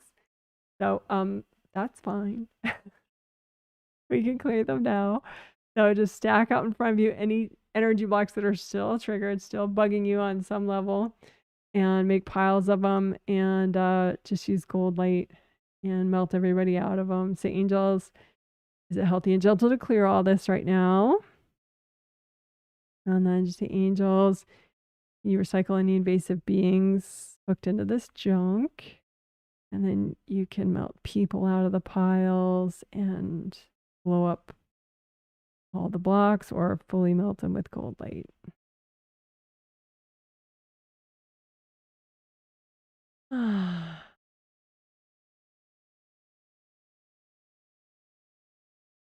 Okay, one more time. Put STEBs out in front of you, stubborn triggered energy blocks, anything that still hasn't cleared. Angels, is it healthy and gentle to clear all this right now? Angels, can you recycle any invasive beings hooked into this junk? And then use lots of gold light, melt the cords from people, melt all the blocks or blow them up. All right, good job, good job. So then calling back motivation. I think probably many people have experienced when you can just be really motivated and kind of on a roll. And then other times where you're like, where did my motivation go? That was so weird. You know, like I have no motivation now. So sometimes, you know, you're meant to rest, but often someone took your motivation, for God's sakes. So let's just take it back. So, you know, again, it could be taken from you and also you can have damage, but we've done so much repairing of damage that damage is probably no longer the issue, at least for now. So, you can go ahead and call back your motivation energy, your unique life force that was like your goals and your motivation, either for changes in food, fitness, and body image and face and all that, and fashion and fabulousness. Or other levels of motivation, maybe to study, to learn a new language, to clean your house, to put away your laundry, whatever, right? So you can make a big gold magnet of whatever shape you want and use it to call back your motivation for food, fitness, fabulousness, face, body image, any kind of motivation that you need, that you lost. Just call it back. So big gold magnet, call it back, have the magnet get bigger as you call it back if you want. And then say, angels, can you clean all this off for me? And give it to yourself. Again, call back your unique life force that is your motivation, which is probably fourth chakra energy. So just call back your motivation energy in case someone stole it or you gave it away. And then say, angels, can you clean this off for me? And give it to yourself. One more time. Call back your motivation energy. Angels, can you clean this off? Give it to yourself. Right? And then let's do motivation flowers.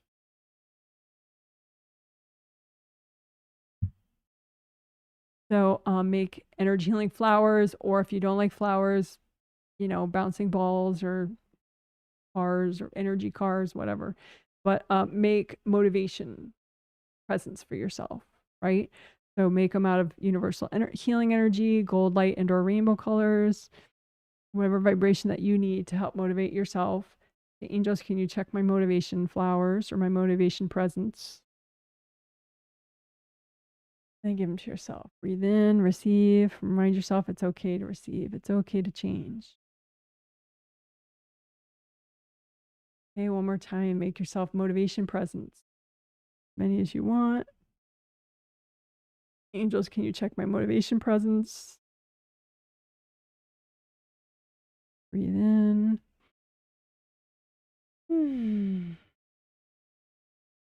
All right. So as we wrap up, you can just ask your angels, angels, can you please help me to have motivation to take baby steps and make progress with food, beverages, fitness, face, body image, self-acceptance, all that good stuff. Fabulousness. Angels, can you help me wrap up this healing? Deep breath.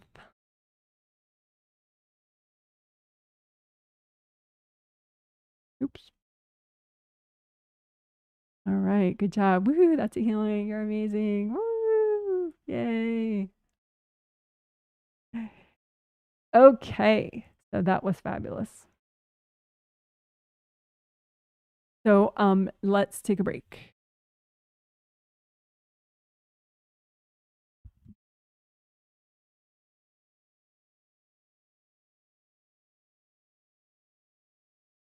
So we'll take a bathroom break, and also then I'll turn the camera back on. You can see how silly I look stretching, and maybe it motivates you to look silly and stretch too.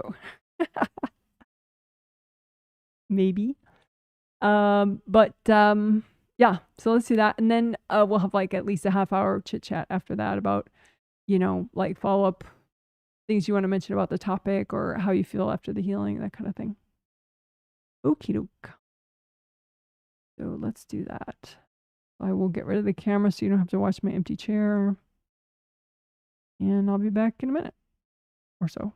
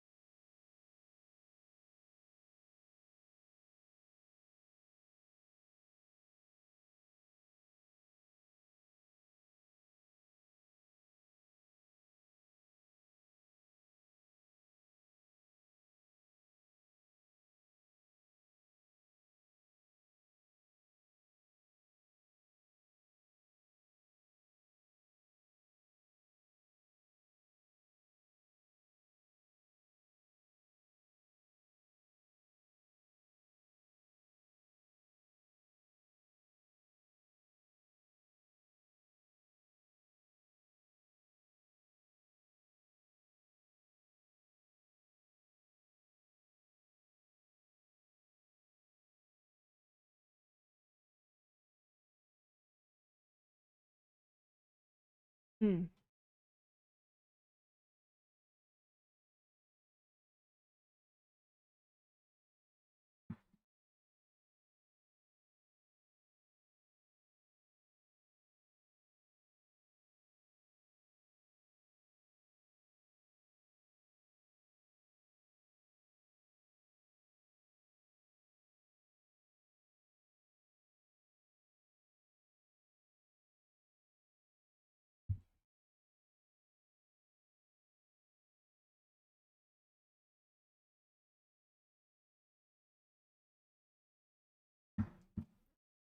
Hey, I'm back. So I'm gonna do some stretching. If you want to do stretching, feel free. You don't have to copy me though. I'm not like an instructor or anything with stretching. Just a novice.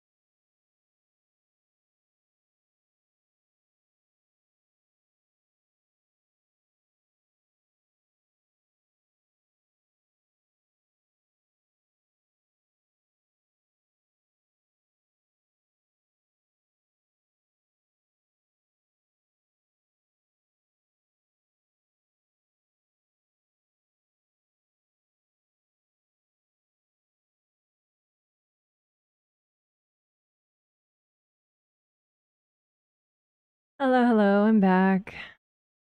We had a good break.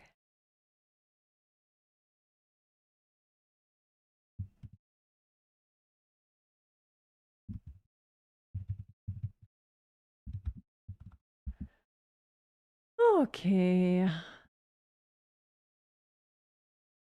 So, looking for the chat comments that I didn't get a chance to read yet. Da-da-da-da. Someone says, sweet Felix. Yes. Felix, my husband's kitten, who made several guest appearances during this live stream, but thankfully is being babysat by my husband at the moment. Because the keyboard sitting on the keyboard was getting a bit much. Someone is giving us a time check from Doha, Qatar. Hello to you. I noticed increased overall self-love and appreciation for life since the last healing. Isn't that interesting? Didn't do the survey. Oops. Yeah. Well, better late than never. Thanks for the feedback. I appreciate it. Interesting. Yeah. Yeah. I think that baby step garden is a thing. Clearing what were they called? I always forget my names of things. Immersion blocks. The baggage that makes it really hard for you to have separation mentally from your baggage. It like freezes your brain. The brain freeze baggage. Yeah, well, good. I'm glad. That's great. So this is I cleared sister energy off my sleep slide, ended my panic thoughts. Oh, see, very nice. You see, isn't that cool? It's like now you know, like if you have panic, oops, is my sister in my space? Because different people will affect you different ways. Like I had no idea until I was doing the techniques from the last healing on my own later, the next day that my siblings were playing that head game with me, like, you're too old, you're old. Like, give me a break, they're older than I am, but whatever, it was working. It was making me like look at my face and have negative thoughts about my age. Um, so, it's nice to have those moments of like, oh, really? Okay. So now when I think of, when I look at my face, I think, oh, I'm older. I'm gonna clear them out and see if that shifts my thinking.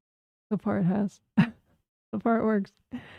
Someone says I was feeling super good when you were doing the fear clearing. I got super sleepy. I think my mom got really in my space. Yeah, she likes you to have fear because she has a lot of fear and it's like a bonding thing for her. Like, let's be fearful together and like, she has this sort of safety in numbers concept where if you guys court each other, that she'll just protect you from all the evils in the world. She doesn't really have like a sense that you're a separate adult.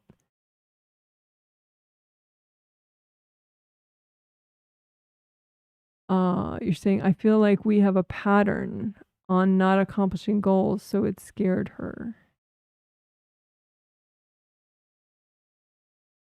Also, and you're mentioning, oh yeah, someone else who's getting the healings.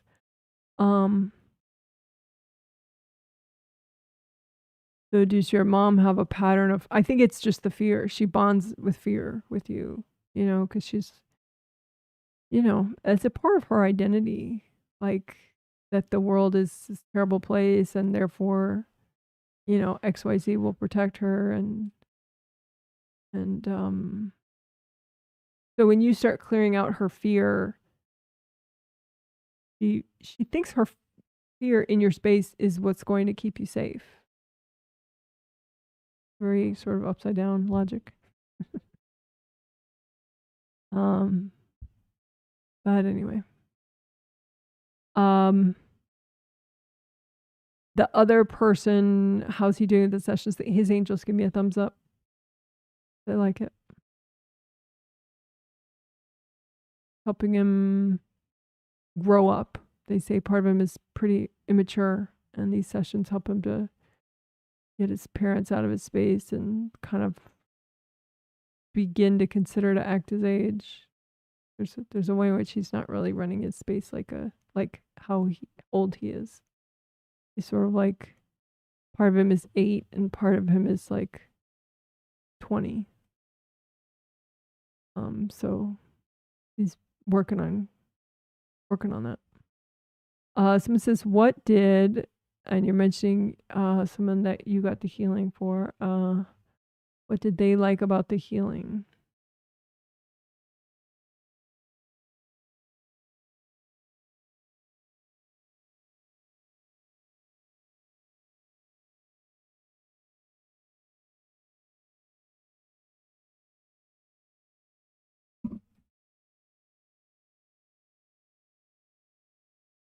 The past life stuff. The past life closets. We did this thing. It'll be its own chapter in the healing, where we cleared, we melted away past life closets, past life baggage closets. You like that the most? You was surprised at how many there were.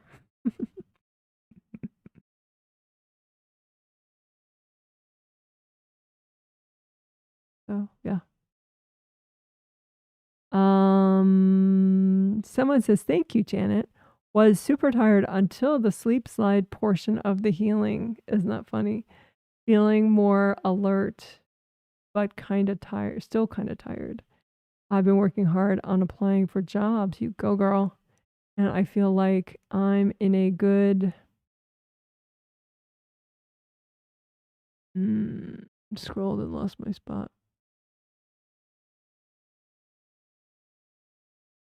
Oh, there we go. Feel like I'm in a good place with motivation. Feels good, but I still feel like I'm not working hard enough. Yeah, that's just your mom in your space. She's not really in your space, but she keeps telepathing. I think, yeah.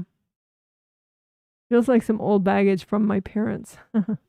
Yeah, so you did read that right. It's like,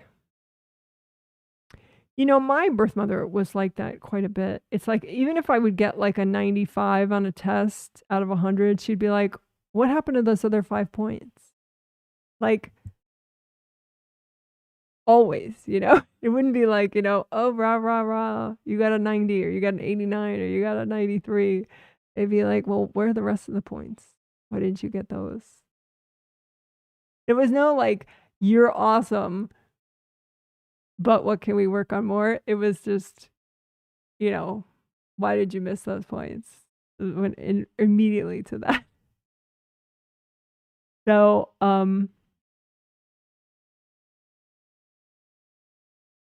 yeah, she just seems to be fixating on, what should you do differently? What are you doing wrong? She kind of fuels that, even though she doesn't actually want you to succeed with that. It's just she wants to be needed. She feels like if she's telling you where you've messed up, that's part of how she can be useful to you. So it's a special thing. So yeah, it is absolutely related to your parents, but it's more just her telepathy about it. She's trying to.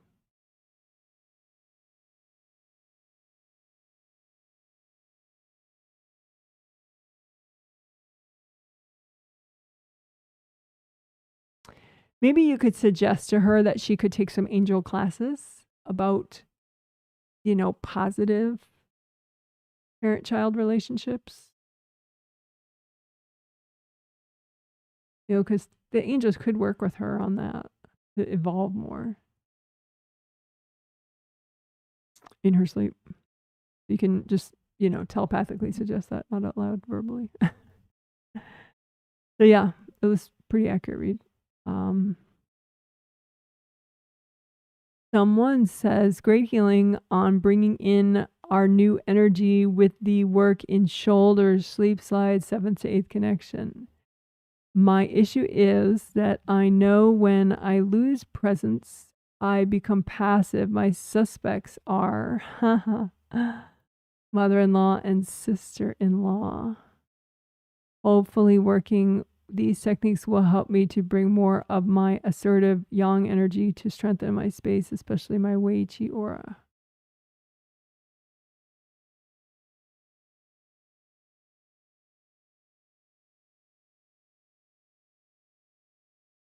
Okay, well, I guess that's a self-assessment.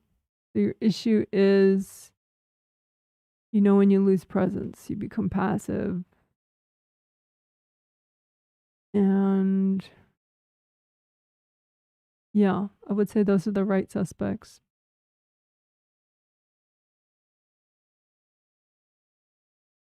It's not lately your husband or your sons. Things, it changes sometimes, but yeah, right now it is your mother-in-law and your sister-in-law. That's accurate.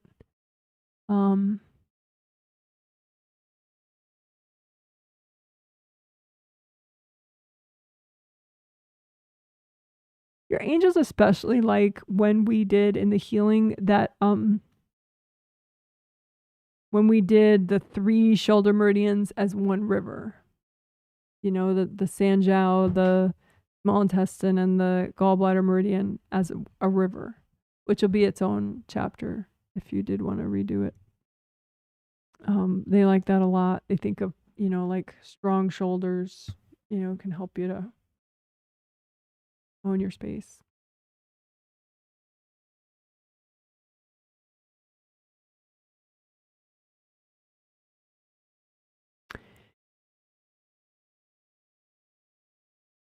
Also, you could work on clearing energy around like bullying women.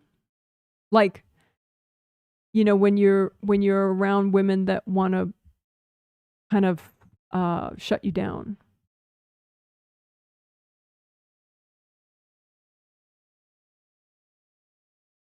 I'm going to have to get a towel or something so that the kitten doesn't choose my laptop.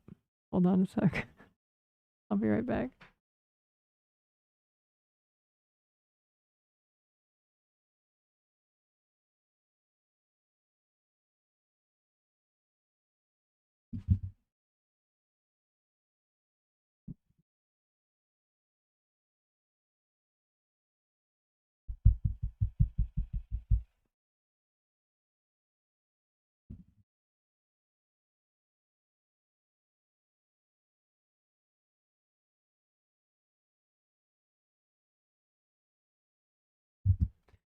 Okay, we'll see if that works.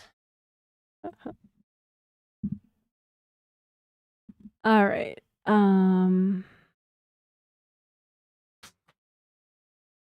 Oops.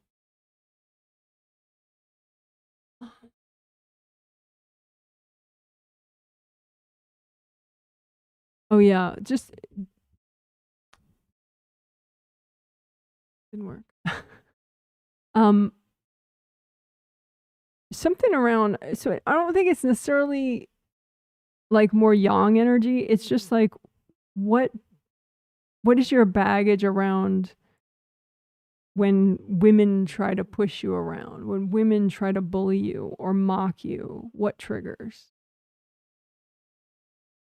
So it's like mean girl baggage, being a victim to mean girl. So you can work on, whatever triggers with that big old blanket, put out, you victim to mean girl baggage, and then work on clearing that so that when they play that mean girl game with you, you're not triggered. If that helps. All right. Someone says, thanks, Janet. I had a headache at the start of the healing. That's now gone. Oh, good. At the end of the healing, I felt irritated and a little angry. Yeah, whackity whack. My self-assessment is my mom is in my space and I'm in 7 through 3. You mentioned your spouse seems calm and focused. Yeah. Yeah, he didn't get whacked. You just got. Yeah. So, irritated and a little angry. My mom is in my space, 7 through 3. And you're in 7 through 3. Yeah, it's accurate. I would just say, find the wax, repair them, check for chakra damage too. But yeah. So, I mean, if she had just slipped into your space through something that was already there, you would probably feel something more subtle. But if it's like now you're irritated from not being irritated, it's just, it's just a common reaction. Someone, tears a rip in your several auras at once, it's going to piss you off, So yeah, just check that out. Do some aura repair. And then intuitively check your chakras and see if any got damaged, and if so, you can repair those. But yeah.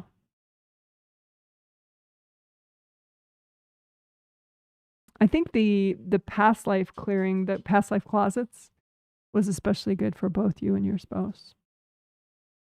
You could redo that later if you want, like tomorrow or the next day. And it will be its own chapter, melting past life closets. So it says, thank you, Janet, for the healing. You're welcome.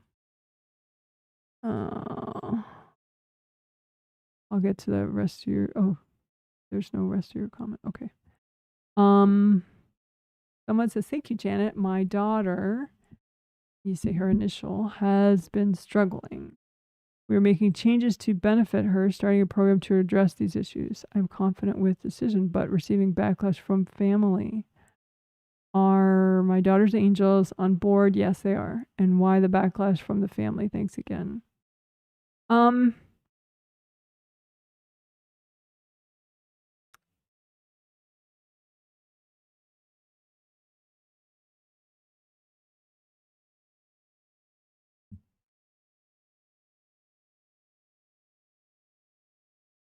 I'm curious which side of the family. It looks like your husband's side of the family backlash.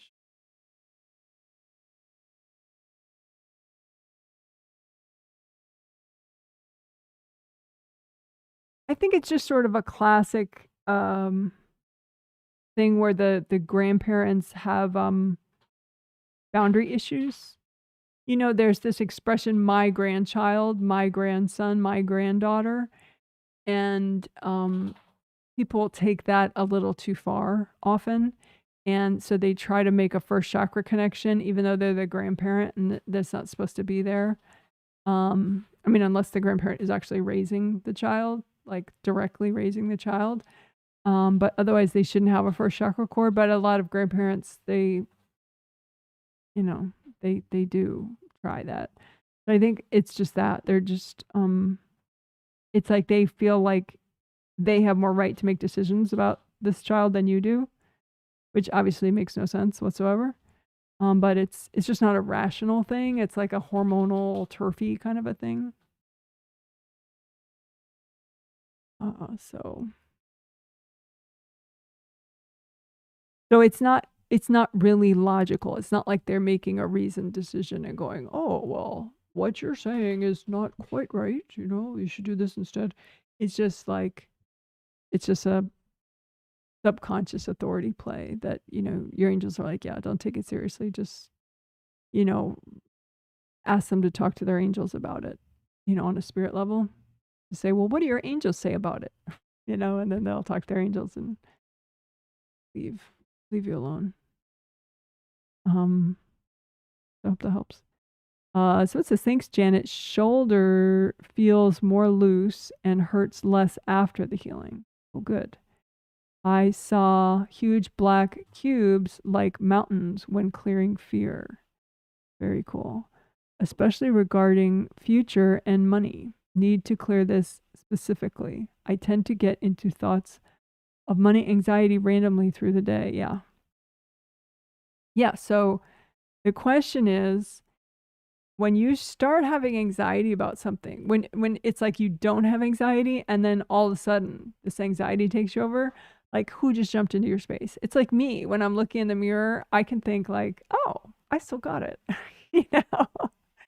Or I can think, oh, look at those lines. Oh, that's unfortunate. I don't want to have surgery. Oh, but they look so bad. Of course I'm not going to have surgery, but oh, they look bad. You know, now when I'm thinking, oh, I'm fabulous, that's just me in my space. When I'm thinking, you know, weird, you know, fixating on like every little wrinkle, you know, when I smile, then that's, you know, my pissy sister and my like sociopathic brother in my space, to be honest. Genetic sister and brother. So, you know, it's good to know like who's in your space, if only to remind you like that you could just clear it. You don't have to be like, oh, you know, I'm always thinking this. You know, that's the way life is. You know, I'm always neurotic. No, you're not always neurotic. You just have some boundary issues. But, you know, fortunately, they have a very obvious way of showing you they're in your space. You know? So if that makes sense, but that's cool. I'm glad your shoulders feel more loose and hurt less after the healing. Yeah, you can keep redoing that the shoulder meridian river. Sometimes your your dad and your mom get in there pretty big time. And that, you know, if you do one river for the Sanjiao, the gallbladder, and the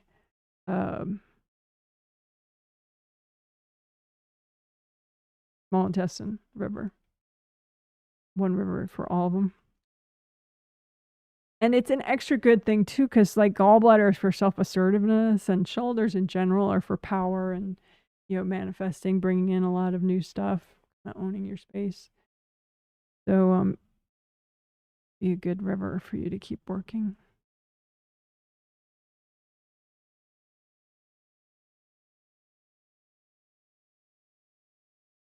I think the past life closet thing, you could keep working that too. That's a biggie. Because I think sometimes it's harder for you to get separation from your parents and all that drama because of your past life closets. Even though, like, in the past lives you had different parents, it's just like it's a very familiar pattern. And so it can feel like it's just too much to handle. But if you clear the past life stuff, then it's just them, and you get a little bit more healthy distance from them mentally, and you can be like, they got a lot of stuff going on. So it's not like you're sort of drowning in it anymore. So you could keep redoing that, the shoulder, meridian, river, and then the past life closet clearing. Just keep asking your angels, is it healthy and gentle to clear all these past life closets? But yeah, you keep doing that if you want. But yeah, that's huge that that you were able to see and clear, or you watched it clear. You did it too at the same time, clearing mountains of fear. It's great.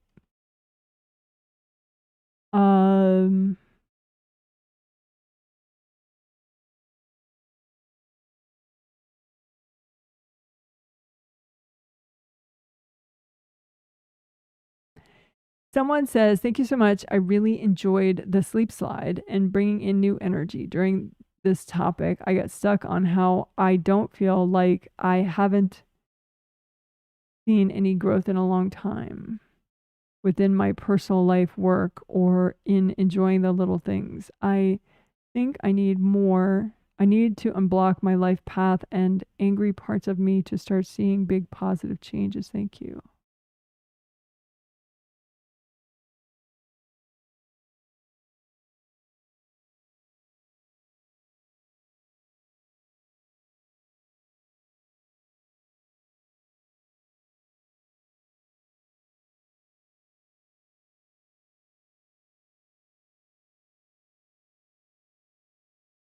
I think being a mother and of 2 young boys and being married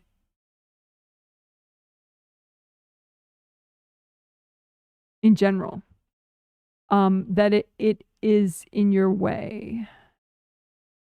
Not that you need to not be a mother to 2 young boys or you need to not be married.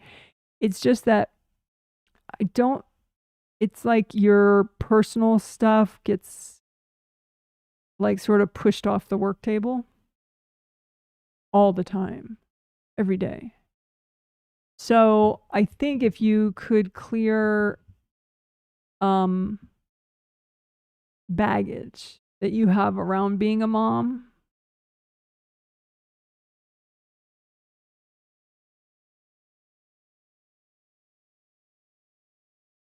it's not that they're boys, it's just that they're your children. Like that level of responsibility and, vigilance that you need to have.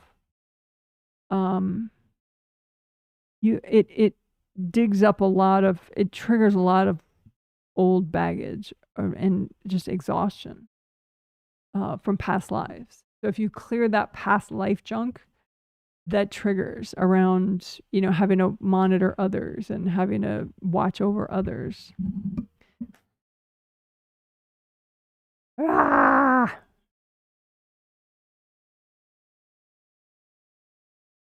So yeah, I would work.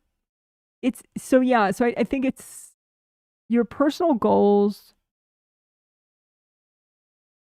I mean, yes, unblocking your spiritual path could help, but I think it's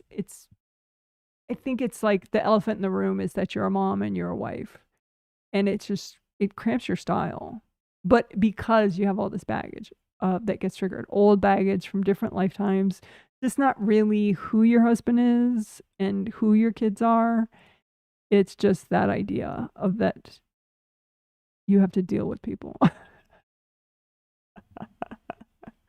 on that level. Because, you've had a lot of shitty marriages in a lot of past lives, and so you have shitty marriage baggage, where it totally cramped your style in a lot of past lives. And so you clear that, then I think you get a little better perspective on this marriage. It doesn't make your marriage 5 times better, but it maybe makes it 3 times better. And same with motherhood. So yeah, I would do that. I think that's the main thing, to give you more breathing room so that you can make and feel your positive changes for you personally. Hope that makes sense. Yeah, clear mom baggage, old past life mom baggage, and old past life marriage baggage from when you were a guy and a woman. Just old past life relationship baggage.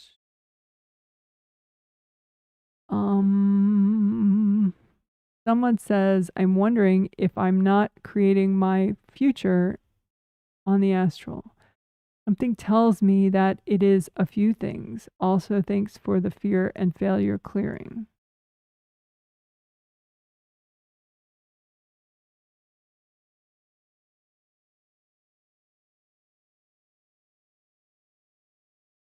No, I think you are creating your future on the astral. There's just like a big wall.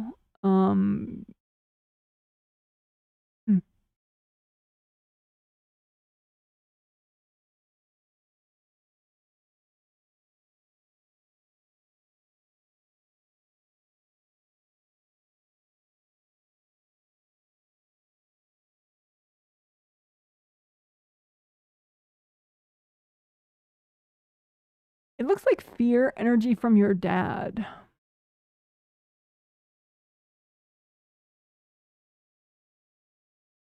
Like, I think if you were a boy child, he wouldn't have so many fears about your future and your safety in your life. And like specifically that you're an unmarried daughter. Like, it's like if he knew that you had a good husband and you were married, then he could stop worrying about you. Which is not your problem, but that's the way his brain is working.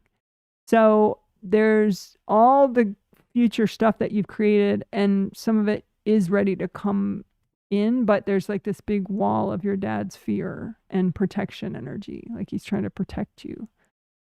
So it's obviously pretty misguided, because that doesn't keep you safer, to keep your goals and dreams out of your space.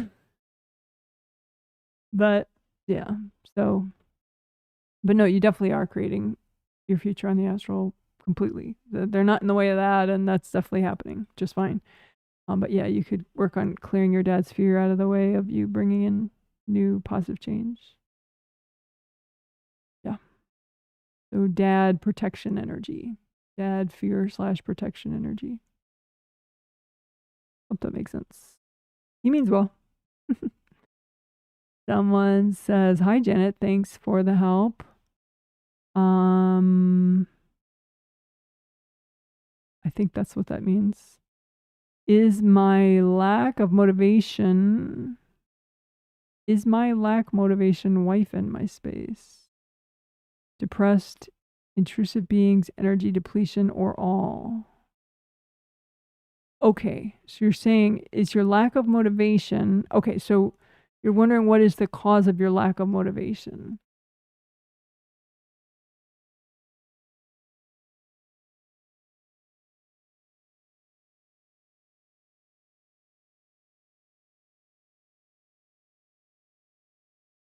Well, you did bring back motivation at the end when we said call back motivation.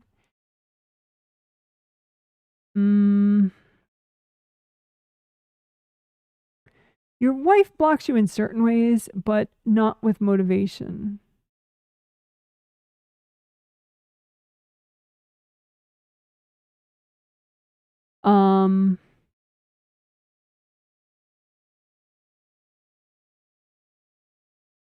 Is being depressed blocking your motivation?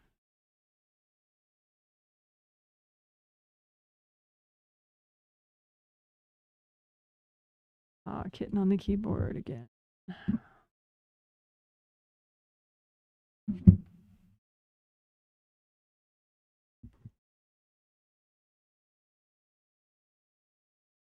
Let's see.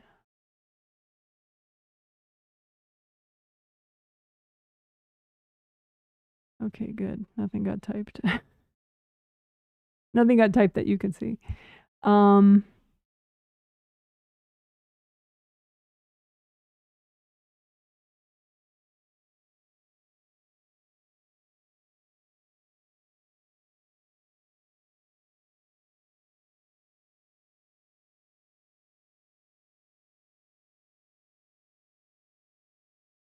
mean, there definitely is some stuff from your wife in your space, but about breaking up, stuff like that. So you could hand that to your angels just because it's her energy. So it's like she's communicating with you, but it's in an invasive way. So you can imagine it like paperwork or something from your wife, and gather all the paperwork from your wife that's in your space and just, wrap it in gold light and hand it to your angels, and let your wife know that it's not that you're, not going to look at it. It's just that, it's blocking, it's blocking your ability to function that way. But then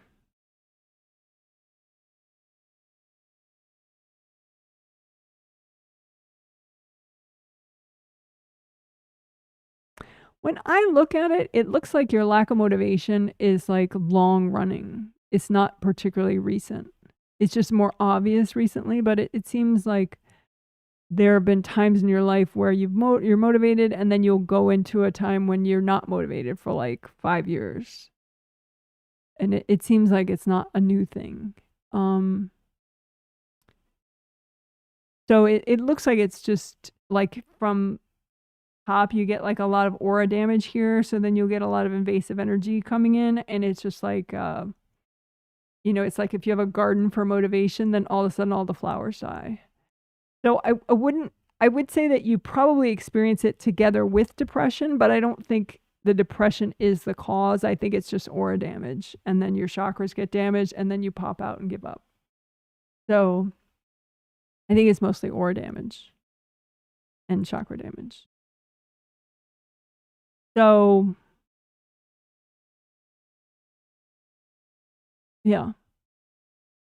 I'm wondering, how often do you check for aura damage? Do you check for aura damage like twice a day? Never. I'm wondering. So that's something you could do, at least maybe twice a day. Check for aura damage, repair your auras, repair your chakras. Maybe just take like 10 minutes. First 5 minutes is aura repair. Second 5 minutes is chakra repair. Twice a day. See how that works for you. I think sometimes you focus too much on the invasive beings and too little on the damage within your space that allows the invasive beings to come in, because there will always be invasive beings around, trying to mess with us all. But if your auras are not damaged, then they don't really have much of an avenue to get in.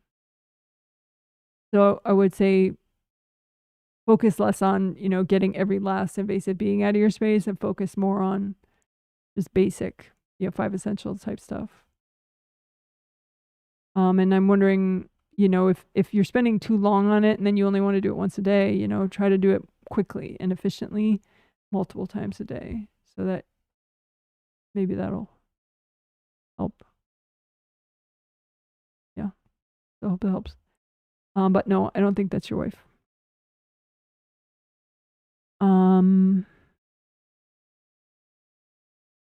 Hope that helps. Someone says, thank you, Janet. Is the money anxiety from my mom? Sounds like her. Yes, it is. Oh, you're saying I check once or twice a day. Check once or twice a day. Yeah, I would try to be a little regimented about it. Like, say you wake up at 8 a.m., try to check and repair by 9 a.m. And then try to do it between 2 to 3 o'clock, and then 9 to 10 o'clock in the evening or whatever. Try to just keep it short, but keep it thorough, and keep it try 3 times a day just and see if that works. You know, I'm wondering about protein for you. Like if you're hypoglycemic, which is an if, you know, but supposedly hypoglycemia is very underdiagnosed. Hypoglycemia, I have hypoglycemia. It just means like it's a blood sugar thing, and it's like the precursor to type 2 diabetes. If it got out of hand and was not properly managed, then eventually it would become type 2 diabetes. But it doesn't have to. You know, it's just like you over metabolize sugars, carbohydrates, sugars, and you turn them into. Sorry, I didn't mean to type that garbage. That was the kitten butt typing for me. Kitten butt typing. But anyway, the thing is, try to also when you know the regular aura repair and chakra repair, regular protein, and see if that makes a difference. Because if you have blood sugar issues, then you can have blood sugar crashes, and that will pop you out and mess with boundaries in a similar way to getting whacked. So yeah, I would explore those two things. Like if you have blood sugar issues, then simple things like you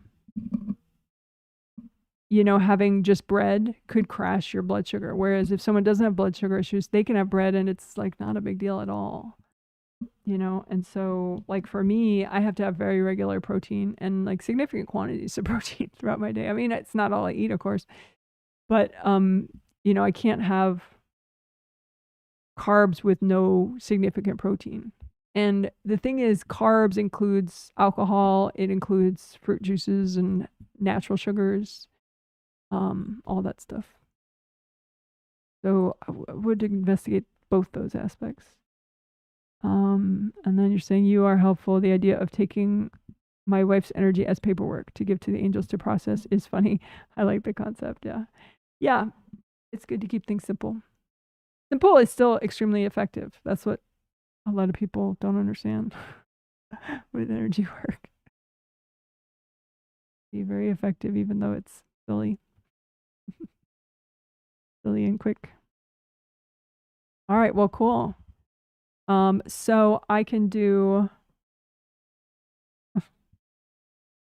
the pet update in like 2 seconds because he's right here and he's been pestering me the whole time. Oh my God, are you kidding me? Dave. Oh, I have another comment. Okay. Let's see. Sorry, I didn't mean to type that. That was the kitten butt typing again. I'm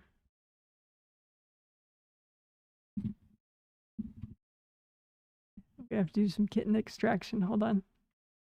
Okay, here he is. Adorable, but bored and mischievous. I'm free.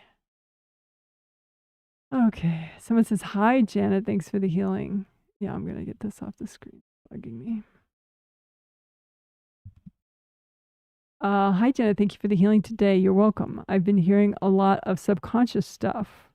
I see. So sound boundaries issues. Been trying hard to check into my body. Do my angels have any advice? Well, if I just look, because that's what they're wanting me to do, you have aura damage. You must have gotten aura damage after we did aura repair. That's always a bummer, you know. It's like, because I can't, it's not like an hour and a half. Even if it's an hour and a half healing, it's only like aura repair for like 5 to 7 minutes, you know? So if you get whacked anytime after that 5 to 7 minutes and you get aura damage, then it's like, it's kind of a bummer, you know, because then you don't feel as pleasurable, as good as you would, you know, because of the aura damage. So anyway, long story short, you have aura damage.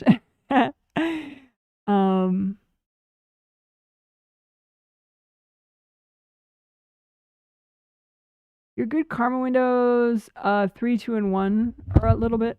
Ow. Good karma windows 3, 2, and 1 are a little messed up. Hold on one sec. I need to Message the kitten babysitter.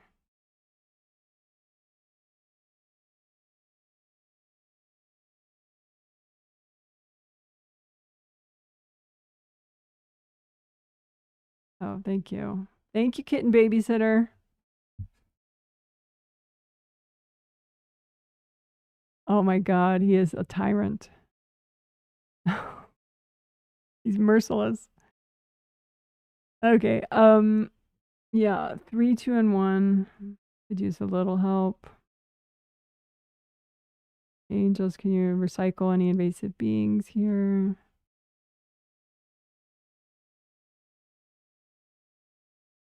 Your creative wings are okay. Your 7th chakra has a little bit of damage.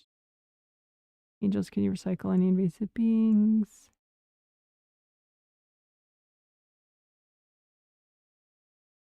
Your definite aura damage up top and back in like 6 auras. So, angels, can you recycle any invasive beings? Big Valley. There we go. Going to fill in.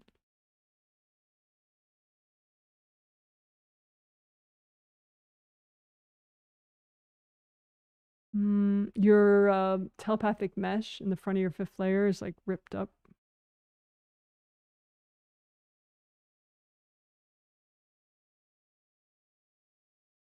Fifth layer, which is for inner voice, hearing, sound boundaries, peace of mind, communicating with angels. It's a little. It's like, it looks like mashed potatoes, like white weirdness. Couple invasive beings. Angels, can you recycle those invasive beings? There we go. Angels, can you recycle those invasive beings?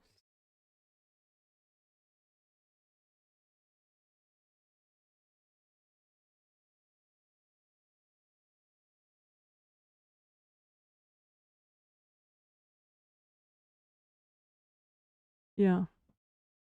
So that was good karma windows, repairing aura damage up top, 7th chakra damage, and telepathic mesh repair. And so I should. What that was a sound boundaries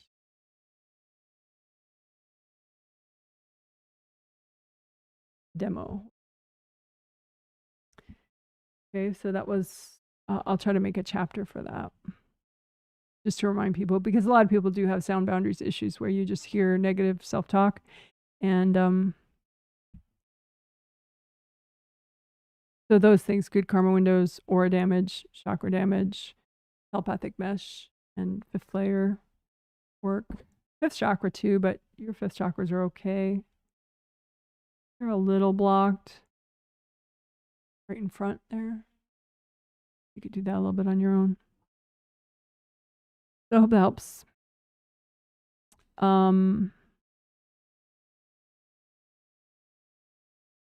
But otherwise you look, your grounding, it's not so bad.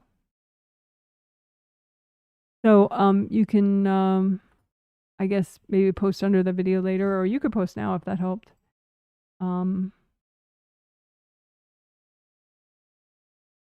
Maybe do like some earth energy soaks, tricolor earth energy soak.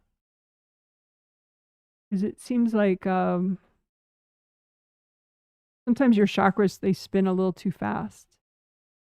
So you could just do bring up earth energy just up your spine and soak all your major chakras in like red earth energy, and then orange earth energy and yellow earth energy to calm things down.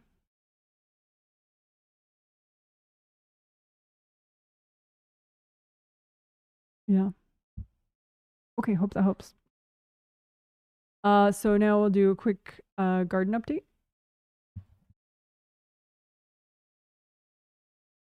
Well, pet update. I mean, pet update. I will not show him again, but he's been pestering me this whole healing, and I've showed him several times. Lorenzo's new cat, Felix, his kitten Felix. Izzy's going nuts over there, our dog. But he's okay otherwise. And Ubu Kitty. And so our 2 kittens, we work every night on helping them to get along. Well, our cat and our kitten. Because they didn't know each other and they didn't instantly become friends. So we try to keep them apart except at a meal time when we give them lots of food and lots of treats. So that, we keep the kitten on a harness and a leash so that he can't run at her, because he was like being kind of maybe accidentally very rude and aggressive with her by like running up to her face and staring at her and everything and freaking her out. So, but so we've been working on that, and so far we've been making a lot of progress. Like, he doesn't try to run at her. I mean, he can't because he has the harness and the leash on during that time, but he looks away from her and focuses on his food, and stuff. And so far so good. So hopefully someday soon I will be able to report that they get along. I hope. But Felix the kitten does get along really well with our dog. We had to, help them to get to know each other. But within just a few hours of working on it, they were getting along great. So that was cute. So that's nice. So that's the pet update. So garden update. Garden update is that it's October and it gets dark really early. So getting motivated earlier in the day to garden is sort of a to-do list thing for me. So far, it hasn't happened lately, but I've been working, so I can't really garden if I'm working. So, but tomatoes, I can show tomatoes. We're starting to get a lot of tomatoes now, a lot of ripe tomatoes for the next couple months. We'll have a lot of ripe tomatoes probably. Because we'll have to bring them all in and then they'll ripen in the house. But so we have a lot of cherry tomatoes that are ripening and already ripe. So these are dark cherry tomatoes that we have. A bunch of those. And then we have other tomatoes that I've shown before. Showed them, I think, last healing or the healing before. So this is black crim, this kind of tomato. And I saved the seed actually from I saved the seed that made this plant from last year's tomatoes. So that's kind of cute. That's the first time I've ever done that, is save my own seed. It's like a whole process. You have to like ferment them and whatever. And this variety, I think it's called Moscovich. It's still not fully ripe yet, but it's finally starting to ripen in the house. And so we'll see if these are any good. They were supposed to ripen early in the season, which is why I got this variety, but of course that didn't happen. Well, I don't know why it didn't happen, but it didn't. So, but it should be interesting to see what they taste like. And then the other ones, the Lorenzo tomatoes. Lorenzo, can you hand me one of your tomatoes? So this is a variety we named after Lorenzo. And these are yummy too.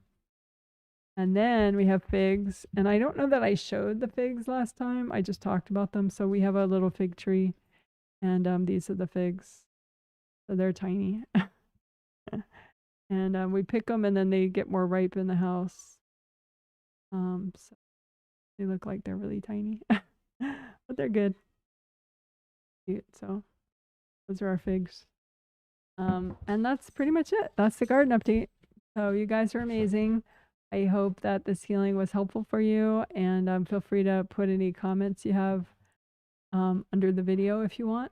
And of course, if you did purchase the healing set and I was healing you, then I will be emailing you a survey, a post-healing survey by late tonight so that you can fill it out tomorrow or the next day. And I do look at those surveys and it helps me to brainstorm what to do in the next healing. So thank you very much.